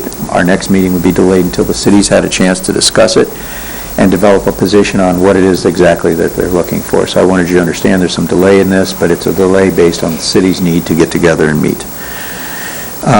An interesting thing, we had the discussion last week, or 2 weeks ago, you did as a board, and it was on appointing one of our committees and the fact that the committee would go back and get some information. Maybe it was in our discussion about the city policing question, but there were comments made about, well, what we do is we'd go back and find out what they're looking for and then come back and consult with the board before we go back with a position of the board. And it occurred to me that this is primarily for Commissioner Stepka on this committee, I'm wondering if we need to do that with the senior center millage discussion. I was directed by Commissioner Maxbauer to go negotiate a sample contract with the city manager with terms of how we might make this work. And I'm wondering if it wouldn't be advisable before I do that for the 3 commissioners on that millage committee to maybe update the county board as to where they're at and where the thoughts that this might go would be before I start negotiating terms. Does that make sense? You know, it does. Okay. It does. So I'm going to bring that up again tomorrow for Commissioner Richardson and Maxbauer, but I'm kind of thinking that might be a better thing to do and have a discussion with the board before I start negotiating terms. I agree. So I will suggest that as well to Commissioner Maxbauer and Richardson. I think Commissioner Maxbauer is the chairman of that. Is that correct? She is, yeah. Okay. The next issue is I wanted to let you know we have a tentative agreement to hire an HR director. It's pending the testing, but I expect that she will come on board the last week of the month, potentially, and I will provide you more information about her once we've gone through the testing. I don't want to, get ahead of the game here until she's finished her physical, finished her psychological evaluation and the other testing that we require. We actually do that for department heads? They have to go through a psychological evaluation? I never knew that. Yes, we do. Didn't you go through one, Commissioner? Well, I'm thinking if I had to go through Commissioners are exempt I from that. probably wouldn't be here. That may be a policy we need to discuss. Maybe we should. Yeah. No. I also had a meeting with the economic development people in the city to discuss recovery zone program bonding. This is a new program that's part of the stimulus package and allows Grand Traverse County is eligible for, I believe, about $12 million in bond money, where, just as a summary, there's 2 ways they're sold, but if they're sold as taxable bonds, the federal government reimburses the difference between taxable and non-taxable, and they're meant for economic recovery. Just wanted you to know that we're in the process of investigating potential projects for that. There's 2 sections. There's private investment in bonding, and it can be done by the Economic Development Corporation or it can be done by the county board. It has to be done by a municipality. There are public bonding, public improvement bonds that has to be done by a municipality, and they can be sold tax exempt. And it's supposed to be to stimulate economic recovery. So wanted you to know we're on our initial meetings on that. The reason we're doing that now is because the state, every community has eligibility for these. Any that aren't used, the federal government's going to take back. So we're trying to determine whether there's projects in our community that this will benefit. And then we're trying to look at it from a 5-county region to see if there isn't some way we could pool all the money to make sure we don't lose any money in this region and have it go back to the state or the federal government. So working on that. Last week, Bob Cooney, or 2 weeks ago, Bob Cooney, Dean Bott, and I attended a pool scholarship committee meeting. This is the committee that was set up under Parks and Recreation to offer scholarships for youth who could to learn to swim. And I wanted you to be aware of the fact that as it was proposed, the program was going to be run by Commissioner Maxbauer and her husband, and they were going to use the Pavilions pool to provide the program as opposed to the Civic Center and our regular swimming classes.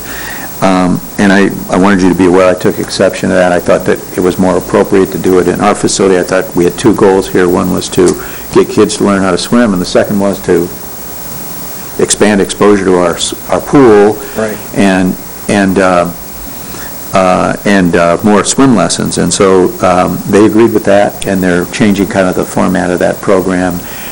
And, you know, I think it's real important that the board understands my position on it will be that it should be run by county, it should be done by county employees, since the county will have any liability of that program that takes place in that pool. And so, but I wanted you to be aware of the fact that we're working with them on that issue, and I think it's going very well at this point in time. Third floor remodeling continues. They're now in the new section of the other section of the third floor.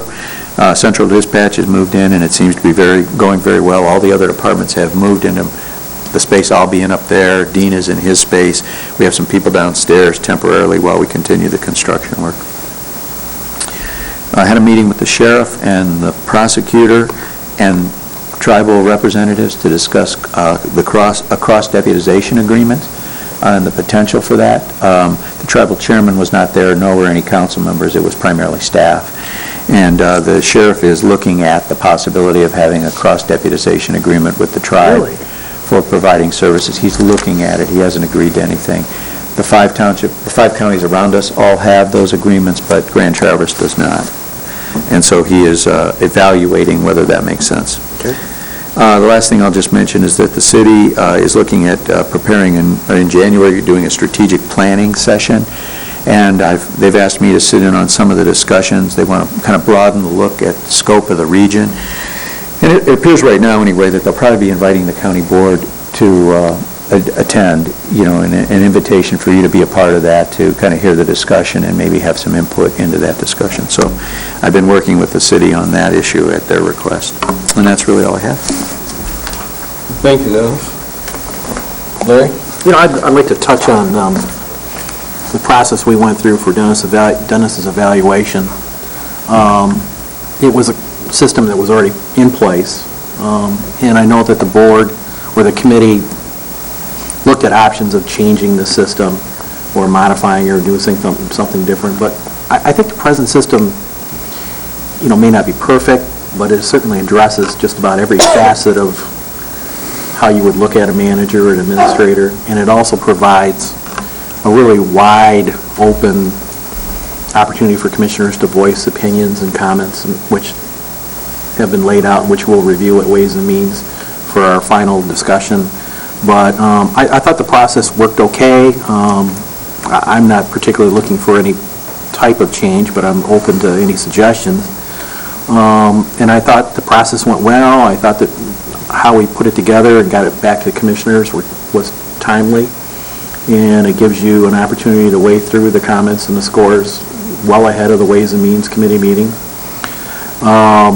I was very encouraged with the overall score of our administrator. You know, just speaking personally, I think he is an excellent county administrator. And you know, when we originally went back when Roth retired, you know, our goal was not to get a good county administrator. We wanted an excellent county administrator. In fact, we wanted not only the best in the state, but we wanted the best in the country. And Dennis outshined everybody. We had a national search, and we had people from all over the United States come in and interview. And Dennis really outshined everybody. I mean, it was unanimous on the first vote all the way across the board that Dennis was the guy we wanted. And from my perspective, he's doing an excellent job, and I'm really encouraged by the results that were given. But more importantly, and I take this back as a manager with 28 years at the banking business, you know, there's always room for doing something different in terms of a management style or those kinds of things. And we went through at the bank kind of a management assessment process, and you know, I picked up a lot of things that, you know, I kind of changed how I did things and managed people, and it really worked out for the best for me in my career. And I'm encouraged that Dennis has really made an open door on that, and that, you know, he has publicly said a number of times to me and in the public that, you know, he wants to continue to engage county commissioners on his performance and meet with him on a regular basis and talk about his work plan and talk about how better, you know, suggestions that he can do as a manager and administrator. And he's really open to that, so, you know, I'm very pleased about that. So I know we're going to have a discussion about this at Ways and Means, but I just want to let you know, I thought the process went well.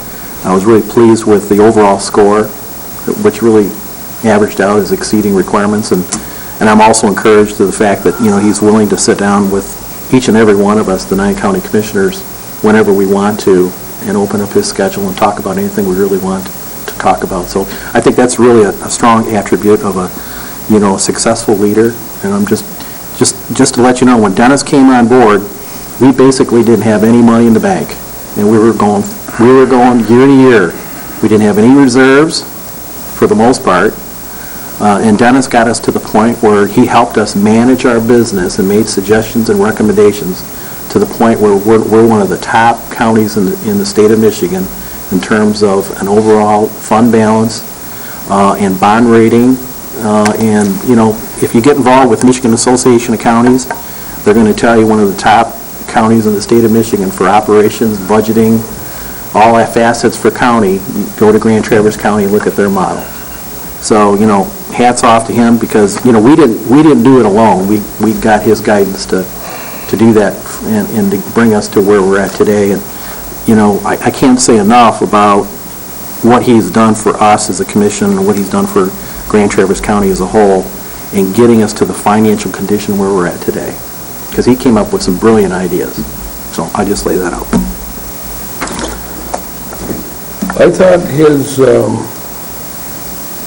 review was a personnel matter. Is it? It's a personnel matter for the county commission. Right, but unless Dennis authorizes the release of that, the question I have is, why did we have to read about it in the newspaper? Actually, with reviews, and any of you correct me if I'm wrong, but I remember it's all public, and the discussion has to happen in public. All the documents are public. The only time it would not be is at the employee's request. I know, and that's my question.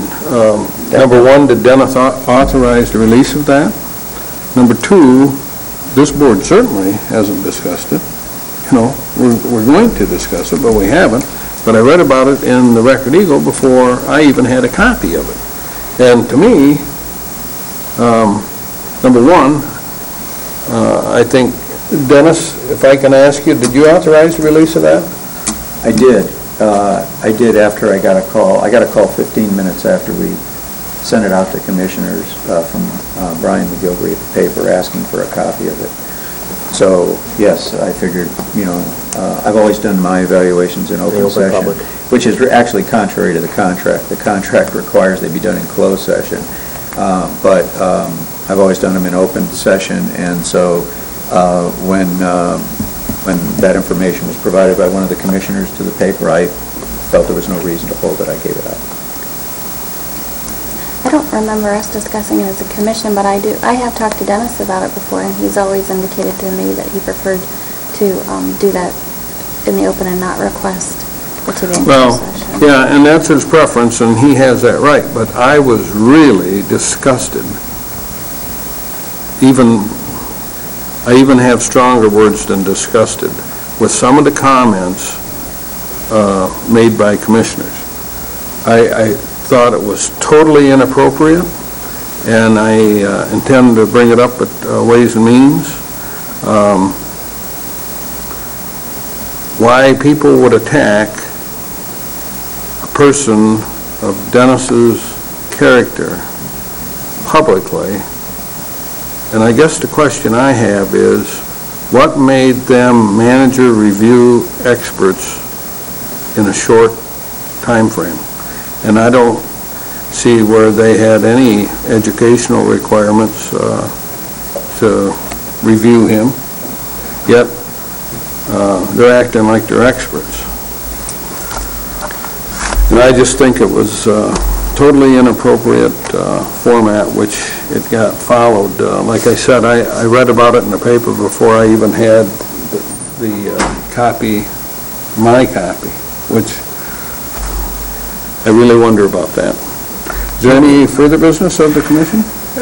I would just indicate that I'm happy, like Commissioner Inman, with the overall score and result. I think Dennis does an excellent job for the county.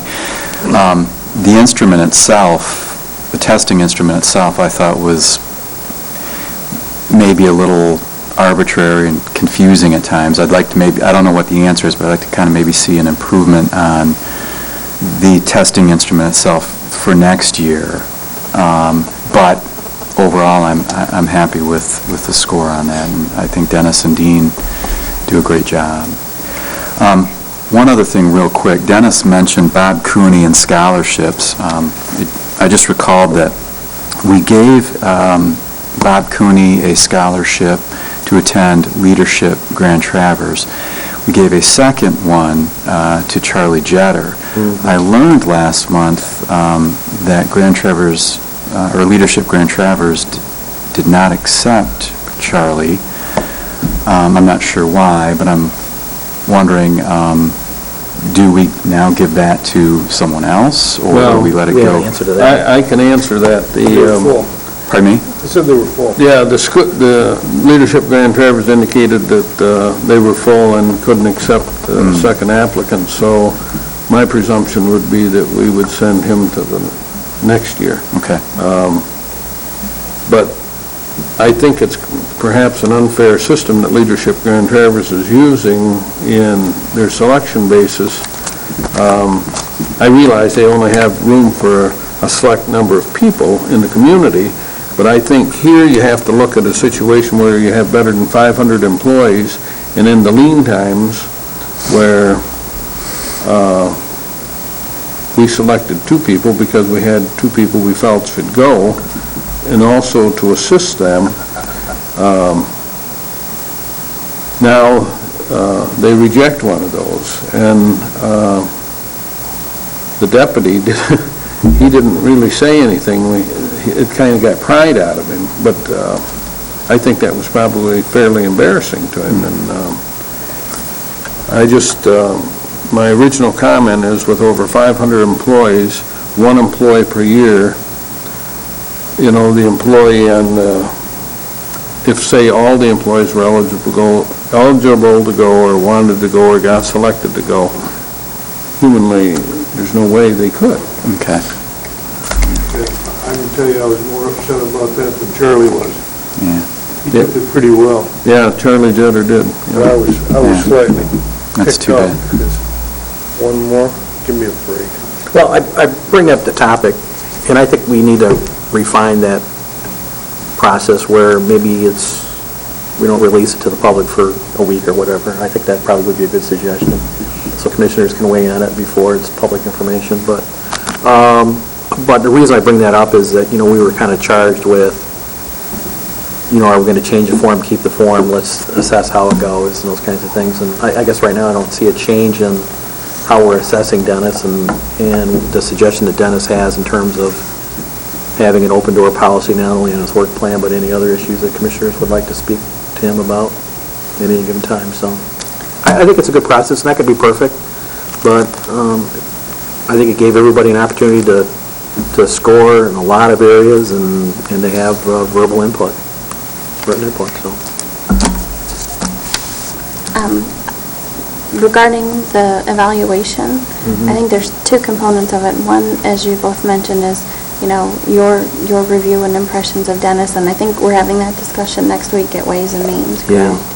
The other component would be whether or not we're happy with the process, and we talked about that early this year.